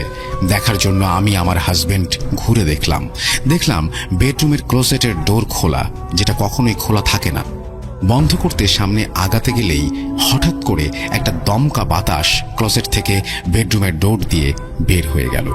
আমার পোষা কুকুর অনেক ডাকাডাকি শুরু করলো, থামাতেই পারছি না। দোয়া পড়ে ঘুমাতে গেলাম। ওই দিন রাতে আমার আর ঘুম আসলো না। সেলফোনে দেখলাম ঠিক রাত 3টা। টাইম দেখার পর ঘুমের ঘোর একটু না একটু কাটতেই বুঝতে পারলাম আমার হাজবেন্ড ঘুমের মধ্যে কথা বলছে। আমি কিছু ওয়ার্ড বুঝতে পারছি, কিন্তু বাংলাতে না। গুগলে সার্চ দিয়ে দেখি ওয়ার্ডগুলো অ্যারাবিক, মিনিং আমার মনে নেই। এমন সময় চোখ গেল ক্লোজেটের দিকে, ডোর আবার খোলা। আমি আবার হাজবেন্ডের দিকে তাকালাম। এক সময় তার ঘুম ভেঙে গেল। উঠে জিজ্ঞেস করাতে বলল কি স্বপ্ন দেখেছে মনে নেই। এর কিছুদিন পর রাতে কে যেন আমার গলা চেপে ধরে। আমার হুঁশ আসতে আমি দেখি আমার হাজবেন্ড জোর গলায় ডেকে আমাকে ঘুম থেকে জাগানোর চেষ্টা করছে, আর আমাদের পেট কুকুরগুলো অনেক জোরে জোরে ডাকছে। সেই ক্লোজেটের দিকে তাকিয়ে ক্লোজেটের দরজা আবারও খোলা। এভাবে আরো 2 রাত আমাদের ঘুম ভেঙে যেতে লাগলো। আমাদের কুকুরের ডাকাডাকিতে মূলত আমাদের ঘুম ভাঙতো। শুধু ক্লোজেটের দিকে তাকিয়ে তাকিয়ে তারা ডাকতো, যেন কিছু একটা আছে ওখানে। ক্লোজেটের দরজা কেউ না খুললে নিজে খুলে যাওয়া পসিবল না। সব জানালা বন্ধ, কোনো বাতাস নেই, আর সেটা স্লাইডিং ডোর। আমরা এরপর আমাদের প্যারেন্টসের সাথে কথা বললাম এবং সেই অনুযায়ী রাতে সূরা বাকারা টিভিতে চালিয়ে ঘুমাতে যাই।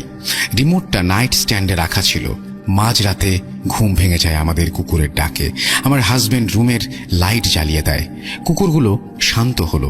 দেখলাম ক্লোজেট ডোর আবারও খোলা। টিভিতে সূরা বাকারা স্টপ হয়ে গেছে প্লে টাইমের মাঝখানে, আর অন্য আরেকটা সূরাও অন হয়ে গেছে। সূরা চেঞ্জ করলো কে? আমার হাজবেন্ড আর আমি বুঝতে পারছিলাম না কি করব। দেশে একজন হুজুরের সাথে কথা বললাম। নামাজ বাদ দিতে মানা করলেন তিনি। কোনো ওয়াক্ত যেন মিস না হয় তাই করতে লাগলাম। এরপর তেমন ঝামেলা হলো না। আমরা এখনো ওই বাসাতে আছি। Story 2, white deer. এটা আমার হাজবেন্ডের সাথে ঘটে যাওয়া ঘটনা। যেখানে ঘটেছে সেই জায়গাতে গুগলে সার্চ করলে দেখতে পাবেন কত জনমানবহীন। ও তখন উবার চালাতো। একদিন রাতে কাজ শেষ করে বাসায় আসার সময় ওর গাড়ির সাথে কিছু একটা ধাক্কা খায়। সেই ডেন্ট এখনো আছে ওর গাড়িতে। ধাক্কা লাগার সময় ও শুধু বুঝতে পারে যে কিছু একটা বাড়ি খেলো গাড়ির সাথে। ওইখানে 2 পাশে ঘন জঙ্গল আর 2টা লেনের রাস্তা, আর কখনোই রাশ টাইম ছাড়া 2-1টার বেশি গাড়ি সেখানে দেখা যায় না।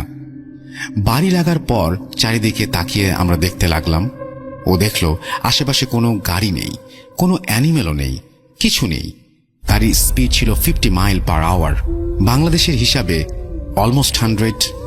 এই স্পিডে কোনো অ্যানিমেল বাড়ি খেলে স্পট ডেট হয়ে যাওয়ার কথা, কিন্তু কিছু নেই। বাসায় এসে আমাকে ব্যাপারটা বলে।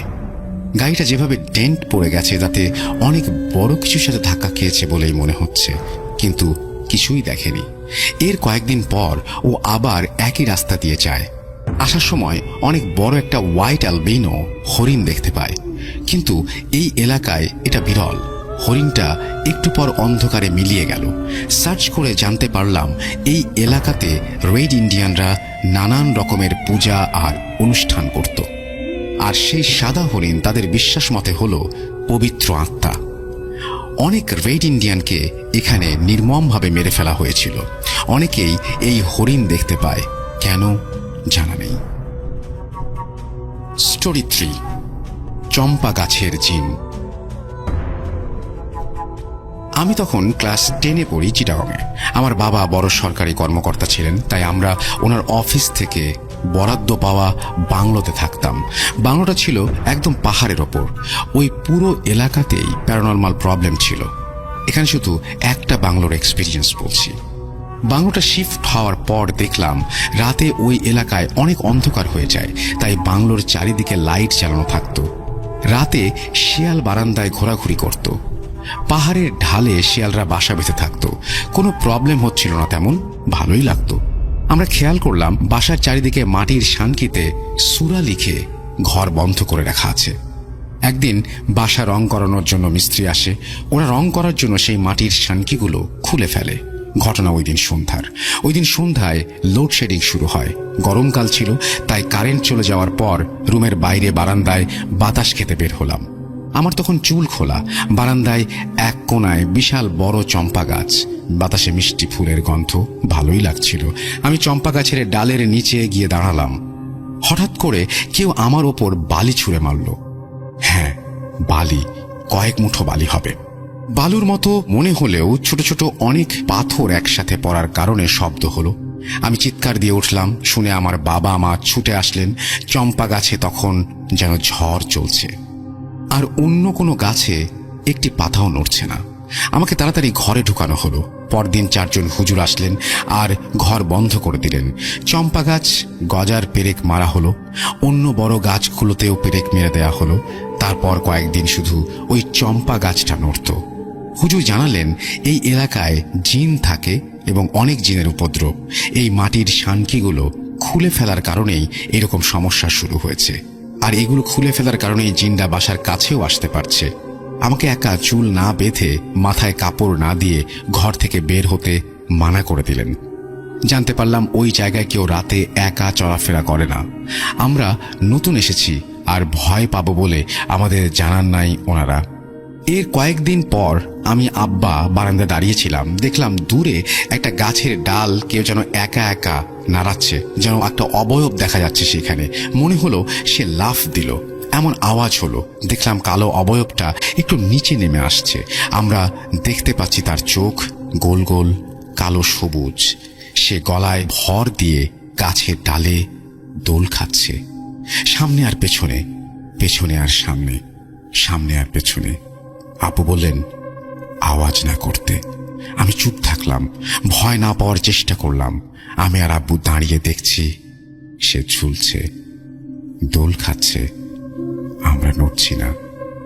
একটু পর সেই অবয়বটা মিলিয়ে গেল। আমরা ফিরে আসলাম।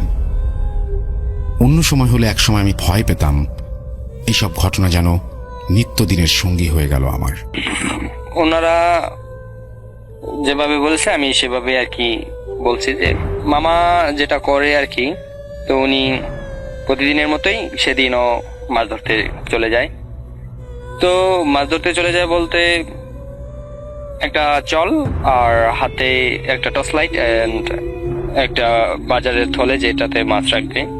তো এগুলো নিয়ে আর কি উনি গ্রামের পথে হাঁটা শুরু করলেন, এবং গ্রামের পথের দু পাশেই পানি পর্বত। তো ওই পানিতেই আর কি মাছগুলো দেখা যেত টর্চ লাইট মারার পর। তো সেখান থেকে আর কি মাছগুলো ধরতো।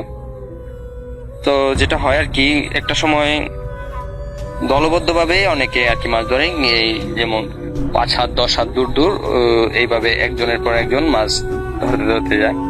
তো আমার মামা আর কি এইভাবে হাঁটতে হাঁটতে গ্রামের প্রায় শেষ মাথা পর্যন্ত চলে আসে। তো মামা বেশ ভালোই মাছ পেয়েছিল। তো সেদিনটা আকাশে চাঁদ ছিল।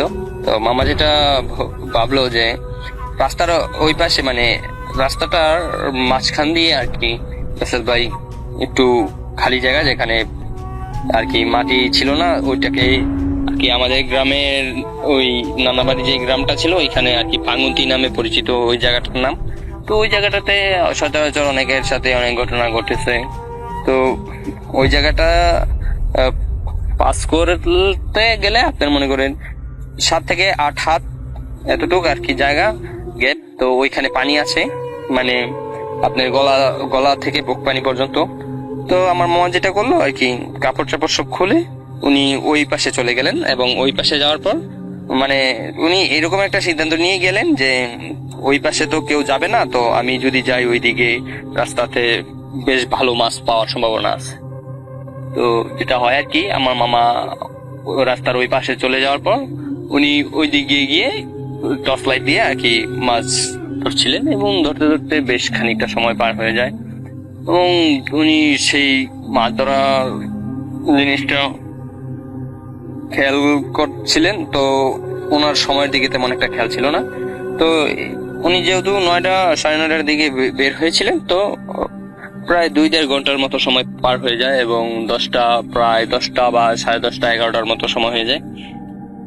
তো উনি একটা সময় যেটা করেন আর কি, উনি দেখলেন যে উনি অন্য একটা গ্রামে চলে আসছে আর কি। তো সেই গ্রামটাতে একটা বেশ ভালো হন্টেড প্লেস ছিল, যেটা বেশ কিছুটা আগের সময়কার মানুষেরা আর কি যেভাবে জানতো, বা সেই জায়গাটা সেটাকে বাঘমারার পুল বলা হয়।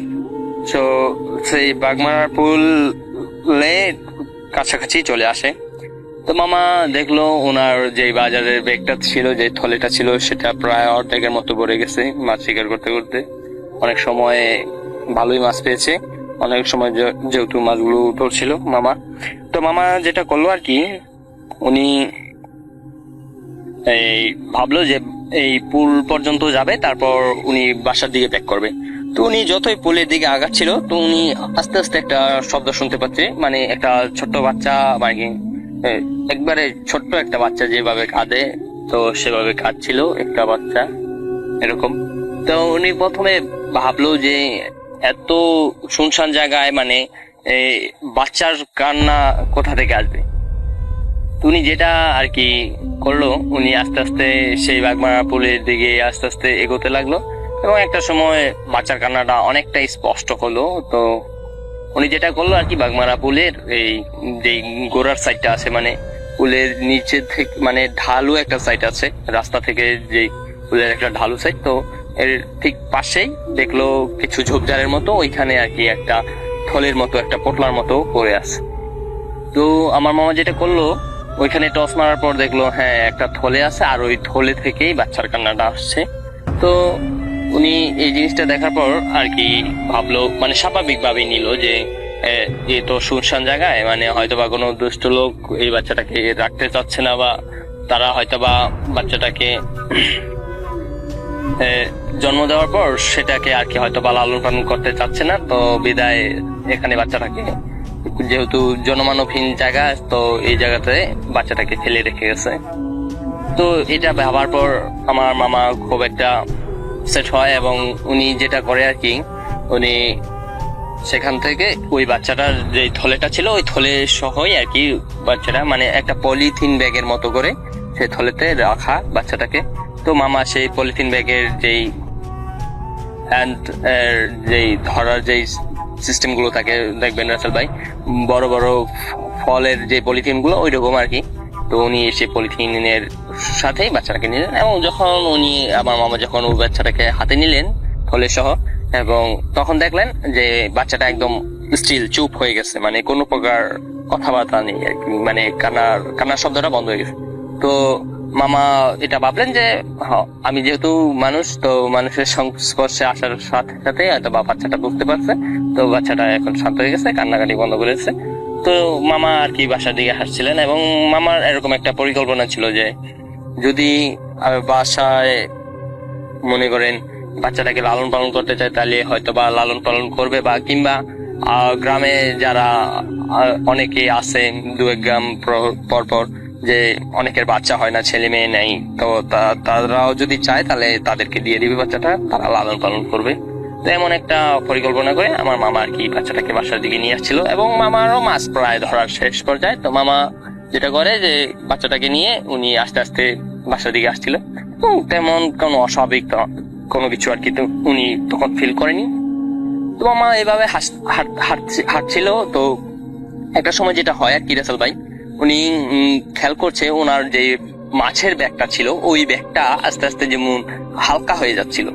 তো ওই ব্যাগটা হালকা হয়ে যাওয়ার জন্য মামা যেটা করে আর কি, মামা ভাবলো যে এই মাছের ব্যাগটা তো অনেক সময় ডান হাতে ছিল, তো হঠাৎ করে ডান হাতে যেহেতু বাচ্চাটাকে নিয়েছি আর বাম হাতে মাছের ব্যাগটা নিয়েছি, তো হয়তো বা এক হাত থেকে অন্য হাতে ব্যাগটা পরিবর্তন করার কারণে আমার হয়তো বা এরকম হালকা লাগছে। তো যেটা হয় আর কি, তো মামা এইভাবে হাঁটতে হাঁটতে আসছিল। একটা সময় উনি খেয়াল করলো যে ওই ভাঙ্গন্তির কাছে চলে আসছে, মানে এখন ভাঙ্গন্তিটা ক্রস করতে হবে মামার। তো মামা যেটা করলো, ভাঙ্গন্তিটা ক্রস করার জন্য ওই বাজারের যে ব্যাগটাতে মাছ ছিল ওই ব্যাগটা নিচে রাখলো এবং রাখার আগ মুহূর্তে ওনার এরকম একটা মনে হলো যে এটা খুবই বেশি মানে হালকা হয়ে গেছে, মানে একদম খালি একটা ব্যাগ হয়ে গেছে এরকম। তো মামা যে মানে হাতে যে টর্চ লাইটটা ছিল সেই টর্চ লাইটটা আর কি জেলে সে বাজারের ব্যাগের ভিতরে যখন টর্চ লাইটটা মারলো, সেখানে দেখলো তেমন কিছু নেই, কিছু মাছের আস্টে ছিল আর মাছের কিছু অবশিষ্ট কাটা এবং মাথা, মানে মাছের শরীরের কোনো মাংস বা তেমন কোনো কিছু নেই, মানে কাঁচা মাছগুলো মানে যেভাবে বেড়াল বা কিছু খেয়ে থাকে তো ওই রকম ভাবে খেয়ে ফেলা হয়েছে। তো এটা দেখে তো মামা খুব ভয় পেয়ে যায় এবং মামা ভাবতে শুরু করলো যে রাস্তাতে তো তেমন কোনো অস্বাভাবিক কিছু ঘটলো না আমার সাথে, তো এটা কি করে হলো। তো এই জিনিসটা ঘটার পর মামা যেটা করে আর কি, তো ওই বাচ্চার যেই থলেটা ছিল ওইটাও আর কি আরেক অন্য পাশে মাটিতে রাখে, মানে মামা প্রস্তুত হচ্ছিল যে ওই ভাঙুতিটা মানে ওই ফাঁকা জায়গাটা পার হয়ে তারপরে উনি ওনার গ্রামের রাস্তায় হাঁটা শুরু করবে। তো যেটা হয় আর কি, এই রাসেল ভাই উনি এই বাচ্চার ব্যাগটাতেও আবার পরবর্তীতে লাইট মানে যে বাচ্চাটা দেখি ঠিকঠাক আছে নাকি, তো উনি বাচ্চার ব্যাগে লাইট মারার পর উনি যেটা দেখলেন আর কি রাসেল ভাই, সেটা ছিল খুবই ভয়ঙ্কর একটা ব্যাপার, যেটা পরবর্তীতে আমি শোনার পর আমার নানির কাছ থেকে আমার মার কাছ থেকে যখন ঘটনাটা আমি শুনি রাসেল ভাই, আমি খুবই ভয় পেয়েছিলাম ঘটনাটা, যে মামা কতটা পরিমাণ ভয় পেয়েছিল যখন উনি সম্মুখে ছিল এই ঘটনাটার। তো উনি যেটা দেখে আর কি রাসেল ভাই, সেটা হচ্ছে ওইখানে কোনো বাচ্চা ছিল না, একটা কুচকুচে কালো বেড়াল ছিল, স্বাভাবিক বেড়াল যেরকম থাকে ওই রকমেরই, কিন্তু ওই বেড়ালটার কোনো নাক ছিল না রাসেল ভাই। বেড়ালটার চোখগুলো ছিল মানুষের মতো, আর ওই বেড়ালটার যেই মুখটা, যেই ঠোঁটের অংশটা রাসেল ভাই, এটা মানে এত প্রশস্ত, মানে এতটা কসর হয়েছে যে বেড়াল স্বাভাবিক বেড়ালগুলো দেখবেন যে চোখের উপর দিক দিয়ে আর কি বেড়ালের খাড়া খাড়া কানগুলো হয়, তো ওই কানের গোড়া পর্যন্ত আর কি রাসেল ভাই সেই ঠোঁট দিয়ে মিলেছে। তো এটা দেখে আমার মামা খুবই ভয় পেয়ে যায় এবং উনি যেটা করেন আর কি, হাতে থাকা যে জলটা ছিল ওই জলটা এবং হাতে থাকা লাইটটা, এই দুটো নিয়ে কোনো রকমে পানিতে ঝাঁপ দেয়। তো ঝাঁপ দেওয়ার পর মামা আর কি মানে মামা ওই পানিটা ক্রস করে আর কি গ্রামের রাস্তায় উঠবে, মোটা পরিকল্পনা ছিল। তো মামা পানিতে ঝাঁপ দেওয়ার পর যেটা হয় আর কি রাসেল ভাই, উনি মানে শরীরে একদমই শক্তি পাচ্ছিলেন না বলে এমনটা আর কি যেটা বলছে আর কি আমার মামা, যে উনি একদমই শরীরে কোনো প্রকার শক্তি পাচ্ছিলেন না। তো পরবর্তীতে যেটা আর কি আমি নিজে গেস করি যে হয়তো বা উনি যখন অতিমাত্রায় ভয় পেয়ে গেছেন, তো শরীরে মানে শক্তি বলটা ওই ভয়ের থেকে হারিয়ে ফেলেছেন। তো ওনার মানে এমন একটা মনে হচ্ছিল যে কোনো একটা অশরীর কিছু একটা ওনাকে এরকম ভাবে রেখেছে যে মানে উনি কোনোভাবে পানি থেকে উঠতে পারছিলেন না। তারপর একটা সময় উনি আস্তে আস্তে পানি থেকে উপরে ওঠে এবং ওঠার পর সেই গ্রামের রাস্তা ধরে উনি ওনার বাড়ির দিকে দৌড় দেয়। তো দৌড় দেওয়ার সময় উনি যখন পানিতে সাঁতরে আসছিল, তো এই পানিতে সাঁতরে আসার সময় আর কি ওনার যেই টর্চ লাইটটা ছিল ওইটা আর কি পানি ঢুকে নষ্ট হয়ে গেছে, তো সেটা জ্বলছিল না। তো সেটা উনি পানি থেকে ওঠার পর সেই টর্চ লাইটটা ওইখানে ফেলে দেয়। ফেলে দেওয়ার পর উনি হাতে যে জলটা ছিল ওইটা হাতে নিয়ে আর কি ওনার বাসার দিকে দৌড় দেয়। তো বাসার দিকে দৌড় দেওয়ার পর একটা সময় উনি ওনার উঠানের কাছাকাছি চলে আসে এবং মানে বাসার আঙিনাতে যখন প্রবেশ করে এখন দেখে উঠানের মাঝে সেই বেড়ালটা মানে স্পষ্ট, সেটা মানে সেটার যে মুখের ভিতরে যে সাদা দাঁতগুলো ওগুলো স্পষ্ট হচ্ছিল রাসেল ভাই, এবং সেই কালো বিড়ালটা উঠানের মাঝে বসে আছে, চাঁদের আলো স্পষ্ট মামা যেটা দেখলো আর কি। তো রাতের বেলায় দেখবেন বিড়ালের চোখগুলো কিন্তু চলচল করে। তো সেটা দেখার পর মামার হাতে যে জলটা ছিল উনি আর কি হয়তো বা জীবন বাঁচানোর এরকম একটা প্রয়াসে আর কি মানে অতিমাত্রা সাহস জুগিয়ে সেই বিড়ালটাকে আর কি হিট করে বসে, সেই জলটা দিয়ে মানে আঘাত করে বসে এবং সেই বিড়ালটার শরীরে খুব বাজেভাবে সেটা লাগে এবং এটা হওয়ার পর বিড়ালটা সেই জল নিয়েই চলে যায় এবং একটা সময় যেটা হয় আর কি আমার মামা উঠানে চিৎকার দিয়ে অজ্ঞান হয়ে পড়ে যায়। তো এই ঘটনার পর বাড়ির যারা ছিল তারা ঘর থেকে বের হয়ে আসে এবং তারা আর কি আমার মামাকে রুমের ভিতরে নিয়ে যায় এবং একটা সময় মামার যখন সকালে জ্ঞান ফিরে এবং মামা এই ঘটনাগুলো বলার পর আমার নানা আর কি পাশের গ্রাম থেকে একটা কবিরাজ নিয়ে আসে এবং ওনাকে দেখায়। উনি সেই কবিরাজটা আর কি খুব ভালো ছিল, মানে উনি কোরআনের দিক দিয়ে মানে হুজুর ছিল আর কি, মানে এমনি মাঝে মধ্যে অনেকের এরকম অস্বাভাবিক কিছু ট্রিটমেন্ট আর কি উনি করতেন। তো যেটা হয় আর কি ওই লোকটা আর কি বললো যে দেখেন আমার যতটুকু করা সম্ভব ছিল আমি অবশ্যই করছি এবং এখন আর কোনো সমস্যা নেই। তো ও যে কাজটা করছে আর কি লাস্টে ওই বেড়ালটা জাতীয় যে জিনটা ছিল ওইটাকে খুব বাজেভাবে আঘাত করছে। তো সেটা একটু দুষ্ট প্রকৃতির জিন ছিল, সেটা ওকে আর কি ভয় দেখানোর পরিকল্পনা ছিল। যদি ওকে মারার তেমন কোনো পরিকল্পনা থাকতো তাহলে হয়তোবা সেটা ওকে ওই ভাঙ্গুতির কাছে মেরে ফেলতে পারতো পানিতে। তো যেটা হয় আর কি ওকে ভয় দেখানোর জন্য এই কাজটা করছিল ওই দুষ্ট জিনটা, আর ওইটা ছোট্ট একটা জিন ছিল। তো মানে ওই জিনটার পরিবার ছিল, তো ওরা নাকি ওই জিনটা যখন আপনার ছেলে এই চল দিয়ে মাছ মারার যে চলটা ছিল ওইটা দিয়ে হিট করার পর ওই জিনটা মারা যায়। তো যেটা হয় আর কি, ওই জলটা আর খুঁজে পাওয়া যায় না রাসেল ভাই। তো ওই মামা এই ঘটনার পরে মানে খুব আপসেট হয়ে যায় মামা আর কি, মানে খুবই আপসেট হয়ে যায় যে মানে ওনার ভিতরে এরকম একটা ভয়, মানে স্বাভাবিকভাবে যদি কেউ গিয়া মনে করেন ওনাকে পিছন থেকে ডাক দিত তো উনি চমকে যেত এবং ভয় থাকতো সব সময়। তো একটা সময় যেটা ওই হুজুর যেটা বলে আর কি, যে দেখেন ওই জিনের যে ফ্যামিলি আছে ওরা কিন্তু আপনার ছেলেকে ক্ষতি করার চেষ্টা করবে, কিন্তু আমাদের ধর্মে কিছু রীতি নেওয়াজ এরকম আছে, হয়তো বা বিয়ের পর আর কি জিনেরা আর কি তেমন একটা অসুবিধা করতে পারে না। তো যেহেতু আপনার ছেলে বিয়ের বয়সী, তো আপনার ছেলেকে বিবাহ দিয়ে দিন যত সম্ভব তাড়াতাড়ি।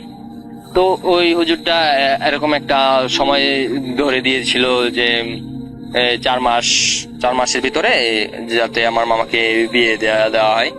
তো একটা সময় ওনারা আর কি মেয়ে পাত্রী খুঁজছিল আমার মামার জন্য, এবং খুঁজতে খুঁজতে ঠিক 4-4.5 মাসের ভিতরে একটা পাত্রী বিয়েও যায়, এবং বিয়ের কথাবার্তি খুব পাকাপোক্ত হয়ে যাওয়ার পর এখন সেই পাত্রীর যেই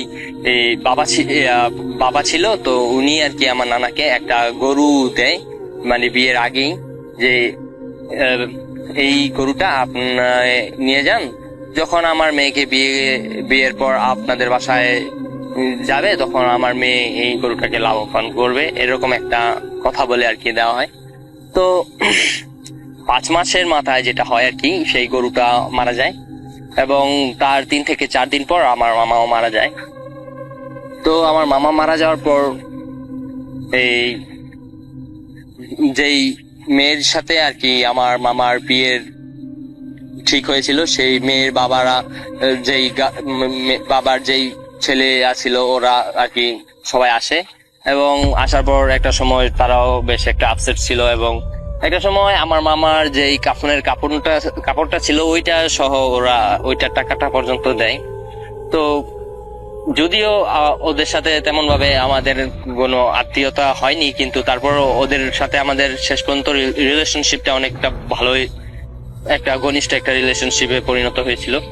তো যেটা হয় আর কি রাসেল ভাই, আমার মামা তারপর আর মারা যাওয়ার পর ওই হুজুরের কাছ থেকে যখন আমার নানা এইসব ব্যাপারটা বিস্তারিত জানার চেষ্টা করছিল আর কি বেশ কিছুদিন পর, তো ওই হুজুর যেটা বলে আর কি, যে দেখেন আমি তো একটা নির্দিষ্ট সময় দিয়েছিলাম 4 মাসের ভিতরে, তো আপনারা ওই 4 মাসের ভিতরে আপনার ছেলের বিয়ে দিতে পারেন না এবং 4 মাসের বেশি সময় হয়ে গেছে, তো আপনার ছেলেকে ওই জিনের যে পরিজন আছে ওরা আর কি আপনার ছেলেকে আস্তে আস্তে ভিতর থেকে মেরে ফেলেছে। তো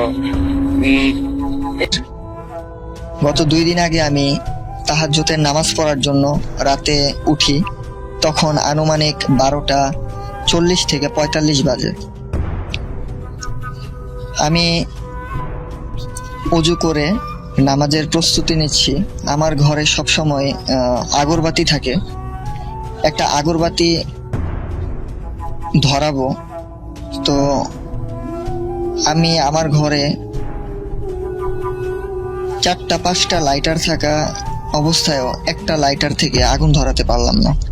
যাই হোক, ব্যাপারটাকে আমি স্বাভাবিকভাবে নিয়ে কোনো মতে একটি লাইটার অনেক চেষ্টা করে আগুন জ্বালালাম, তারপর আগরবাতি একটা ধরালাম ঘরটা সুগন্ধ থাকার জন্য। তো ঘরে আমার বিবি এবং বাচ্চা 2 জন ঘুমাচ্ছিল, আমি একাই তাহাজ্জুদের নামাজ পড়ব। তো আমি নামাজ প্রথম 2 রাকাত নিয়ত করে নামাজ পড়লাম খুব সুন্দরভাবেই, কোনো সমস্যা ছাড়াই। তো সালাম ফিরানোর পর 2য় রাকাতে আবার আমি নিয়ত করে যখন নামাজ শুরু করলাম, প্রথম সূরা পড়া অবস্থায় হঠাৎ করে আমার গেঞ্জিতে আমি একটা টান অনুভব করলাম, যেহেতু আমি গেঞ্জি পরা ছিলাম। আমার পিছন দিক থেকে গেঞ্জিতে এমনভাবে একটা টান অনুভব করলাম, আমি পিছন দিকে পড়ে যেতে নিয়েছিলাম, এমন অবস্থা আর কি। সাথে সাথে আমি ভয়ে আমার নামাজটা আর কন্টিনিউ করতে পারলাম না। পিছন দিকে আমি মুখ ঘুরিয়ে তাকিয়ে দেখি পিছনে কিছুই নেই। স্বাভাবিক, পিছনে কিছু থাকারও কথা না, কারণ আমি যেখানে নামাজ পড়ছিলাম আমার পিছনে ছিল আমার রুমের দরজা, সেটা লক করা ছিল, আর দেয়াল, তো সেখানে স্বাভাবিকভাবে কারো থাকার কথা না। কিন্তু টানটা এত জোরেই ছিল, যেহেতু আমি গেঞ্জি পরা ছিলাম, আমি খেয়াল করে দেখলাম গেঞ্জির মধ্যে দুইটা আঙ্গুল, মনে হচ্ছে দুইটা আঙ্গুল দিয়ে গেঞ্জিটা ধরে যে টান মারা হয়েছে, এই দুইটা আঙ্গুলের একটা গোল একটা দাগ পড়ে গেছে এবং আমার গেঞ্জিটা পিছন দিক থেকে একটু লম্বা হয়ে গেছে। তো ভয়ে আমি নামাজটা আর পড়তে পারলাম না। আমি ঘরের বাতিটা জ্বালিয়ে আমার বিবিকে ডাক দিয়ে ঘুম থেকে উঠালাম। আমি তাকে বললাম যে একটু উঠো, আমি তাহাজ্জুদের নামাজ পড়ছিলাম, একটু সমস্যা হচ্ছে। সে ঘুম ঘুম চোখে আর উঠলো না, সে শুয়ে আছে। শোয়া অবস্থায় সে আমাকে বলতেছে, আচ্ছা তুমি নামাজ পড়ো, আমি জেগে আছি, সমস্যা নেই। তো আবার আমি 2 রাকাতের নিয়ত করে দাঁড়ালাম।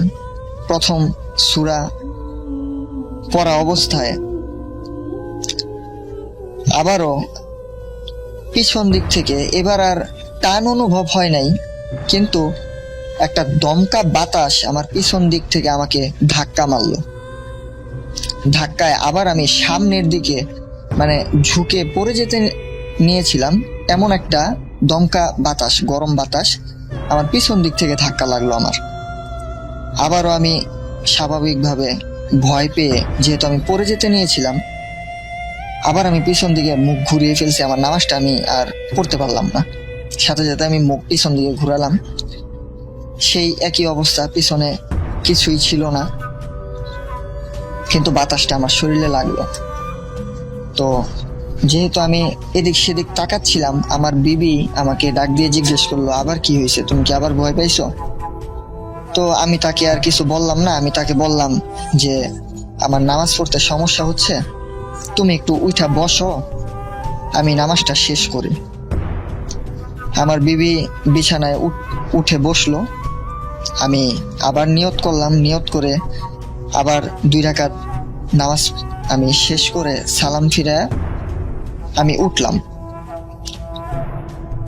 ঠিক ওই মুহূর্তে আমার ঘরে যেহেতু আগরবাতি ধরানো ছিল, আগরবাতির একটা পারফিউম বা একটা সুঘ্রাণ আমার পুরা রুমটার মধ্যে ছিল, কিন্তু এই আগরবাতির ঘ্রাণের পরেও আমি আরেকটা আতরের ঘ্রাণ পাচ্ছিলাম। আতরের ঘ্রাণটা এমনই ছিল যে আগরবাতির ঘ্রাণ এবং ওই আতরের ঘ্রাণ দুইটাকে আমি মানে আলাদা করতে পারছিলাম। মানে আতরের ঘ্রাণটা এত সুন্দরই ছিল, মানে এটা বলে বোঝানো যাবে না। আমি আগেও অনেকের কাছে শুনতাম যে তাহাজ্জুদ পড়া অবস্থায় ভয় পাইছে, বা এই তাহাজ্জুদের নামাজ পড়তে গেলে ভয় পায় অনেকে। তো আমি ভাবতাম যে আমরা আশরাফুল মাকলুকাত, আমরা নামাজ পড়বো, ওই টাইমে হয়তোবা আমাদের কোনো সমস্যা হবে না, বা সমস্যা করতে পারে না বা পারবে না, আমি এটা ভাবতাম। আমি মনে করতাম হয়তোবা অনেকেই যেহেতু রাতে নামাজ পড়ে, তো তারা স্বাভাবিকভাবেই মনে একটা ভয় তৈরি হয় যে রাতে একা একা নামাজ পড়তেছি বা তাহাজ্জুদের নামাজ পড়তেছি, ভয়ের কারণে অনেক কিছু মানুষ ফিল করে। কিন্তু এই ঘটনাটা আমার সাথে ঘটার পরে আমার মনে হলো যে না, এরকম কিছু ঘটতে পারে নামাজরত অবস্থায়। কিন্তু সত্যি কথা বলতে আমি সবসময় ভাবতাম নামাজ পড়া অবস্থায় জিন বলেন বা পরি বলেন, আমরা যেহেতু মুসলমান, আমাদের জিন পরিতে বিশ্বাস থাকাটাই স্বাভাবিক।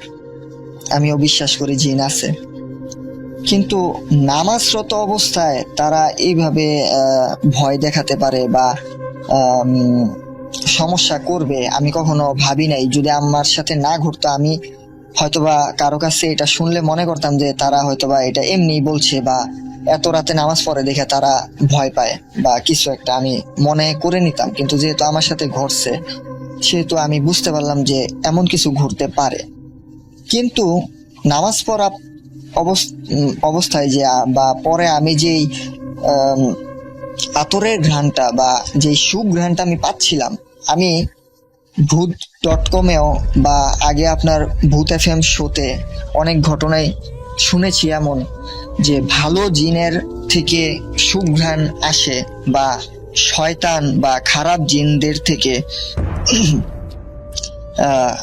বিশ্রী গন্ধ বা পচা গন্ধ আসে বা মাছের গন্ধ আসে, এই টাইপের আমি ঘটনা শুনেছি। আমি আপনার ভূত FM আগেও শুনেছি, এখন আমি আপনার ভূত.com শুনি।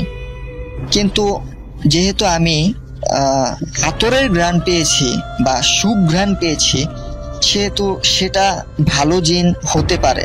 হ্যাঁ, আমি যদি এই ঘটনাগুলো কম্পেয়ার করি বা এগুলা আমি দুইটা, এই খারাপ গন্ধ বা বিশ্রী গন্ধ বা এই সুঘ্রাণ, এই দুইটাকে যদি কম্পেয়ার করি তাহলে হয়তোবা তখন কোনো ভালো জিনই আসতে পারে। কিন্তু ভালো জিন আসলে আমার এমন সমস্যা হবে এটা আমার মনে হইতাছে না যে একটা ভালো জিন আসতেই পারে। আমি রাতে নামাজ পড়তেছি, রাতে যেহেতু জিন পড়ি তাদের আনাগোনা থাকে, তারা চলাফেরা করে বা তারা রাতে অ্যাক্টিভ থাকে খুব ভালোভাবে, তারা আসা যাওয়া করতেই পারে। কিন্তু ভালো একটা জিন যদি এসেও থাকে ওই সময়টাতে, সে এভাবে আমাকে নামাজরত অবস্থায় বিরক্ত করবে আমার মনে হয় না। তো এটা কি হতে পারে আমি জানি না। ঘটনাটা হয়তোবা ভয়ের না, কিন্তু এই ঘটনাটা ঘটার পরে আমার এতটুকু বিশ্বাস হইছে নিজে থেকে যে রাতে একা একা তাহাজ্জুদ পড়া অবস্থায়ও সমস্যা হতে পারে। আর আমি এমন যদি হতো যে টানটা খুব হালকাভাবে হয়েছে, উপরে ফ্যান ছিল, ফ্যানের বাতাসে আমার একটা টান অনুভব হয়েছে বা আমার গেঞ্জিটা বাতাসে নড়ছে, আমার কাছে টান অনুভব মনে হয়েছে, কিন্তু তা কিন্তু না। টানটা এত জোরে আমি অনুভব করছি যে আমার গেঞ্জিটা পিছন দিক থেকে লম্বা হয়ে গেছে টান খেয়ে, এবং ওইটার মধ্যে স্পষ্ট দুইটা আঙুলের ছাপ বসা ছিল। আর যেহেতু আমার পিছনে আমার রুমের দরজাটা লক করা ছিল, সেখানে কেউ আসারও কথা না। আর স্বাভাবিকভাবে রাত 12টার পরে আমার বাড়িতে কেউ নাই যে কেউ আইসা আমার সাথে নামাজরত অবস্থায় আমার পিছন দিক থেকে দুষ্টামি করবে। হ্যাঁ, আমার ছোট বোন আছে, সে ঘুমাইতেছিল আমার বাবা মার সাথে, সে যে আইসা দুষ্টামি করবে এমনও না, এমনটা হতে পারে না, যেহেতু আমার রুমের দরজাটা লক করা ছিল ভিতর থেকে। তো এই ঘটনাটা আমার সাথে ঘটলো গত 2 দিন আগে। গ্রাম থাকার কারণে অনেক জঙ্গল, তারপর আমাদের, আপনি জানেন হয়তো নাটোর এলাকা হচ্ছে বিল এলাকা। তো আমাদের যখন আগের পুরাতন বাড়িটা ভেঙে নতুন বাড়ি করা হয়, তার পাশে একটা টিন শেডের একটা ঘর ছিল। তো নতুন বাসাতে আমরা বরাবর সবাই পার হয়ে আসি, বাট টিন শেডের ঘরটা তখনও ভাঙা হয়নি। তো প্রথম 7-8 দিন বাসাতে পার হওয়ার পরে তেমন কোনো প্রবলেম ফেস করিনি। প্রবলেমটা শুরু হয় একদিন বাসাতে হঠাৎ করে রাত 2টা-3টার দিকে। তার আগে একটু বলে রাখা উচিত যে আমি যে ঘরটাতে থাকতাম, নতুন যে ঘরটাতে, তার দুই পাশে 2টা জানালা, পূর্ব দিকে জানালা আর হচ্ছে দক্ষিণ দিকে জানালা। তো 2 দিকে 2 জানালাতে 2টা কবর। একটা কবর হচ্ছে আমার দাদা আর দাদি শুয়ে আছে, আর এই পাশের কবরটা আমরা সবাই জানতাম কবর, বাট আসলে কার কবর এটা আইডেন্টিফাই করা পসিবল হয়নি। তো রাত 12টার দিকে আমার দাদা দাদি যে কবরটা আছে ওইটার উপরে একটা আম গাছ আছে পাশে। তো ওইখান থেকে খেয়ে যেন মহিলা কণ্ঠে আমাকে ডাকছে রাত 2টা থেকে 3টার মাঝামাঝি। তো আমি বরাবরই মনের ভ্রম ভেবে এটা কিছু মনে করি না, তো ওই দিনের মতো ঘুমিয়ে যাই পরে আবার। তো ওই দিন রাত্রে আর কোনো প্রবলেম হয়নি। এবার পরবর্তী দিন আমি যে ঘরে শুতাম সেই ঘরে আমার বাবার একটা মোটরসাইকেল ছিল, সেটা রাখা থাকতো। তো আমি নিজে উঠিয়ে রেখে রাত 11টার দিকে ঘুমিয়ে যাই। হঠাৎ করে রাত 3টার দিকে যেটা হয় যে মোটরসাইকেলটা আমার খাটের পাশে মেঝেতে নেই, সেখানে একটা ছোট বাচ্চা মেঝের বা রুমের ভেতরে চারিদিকে হামাগুড়ি দিয়ে যেভাবে হাঁটে সেভাবে হাঁটছে। তো আর আপনি জানেন বোবা জিনের বিষয়টা, মানে আমি নড়াচড়া করতে পারছি না, কোনো কথা বলতে পারছি না, ওই মুহূর্তটা কেমন ফিল হয়। আমি দেখছি যে চারিদিকে হাঁটছে, শব্দ করছে, আর মনে হচ্ছে আমার বুকের উপরে কেউ একটা চাপ দিয়ে আছে, আমি কোনোভাবে উঠতে পারছি না, নিঃশ্বাস বন্ধ হয়ে আসছে।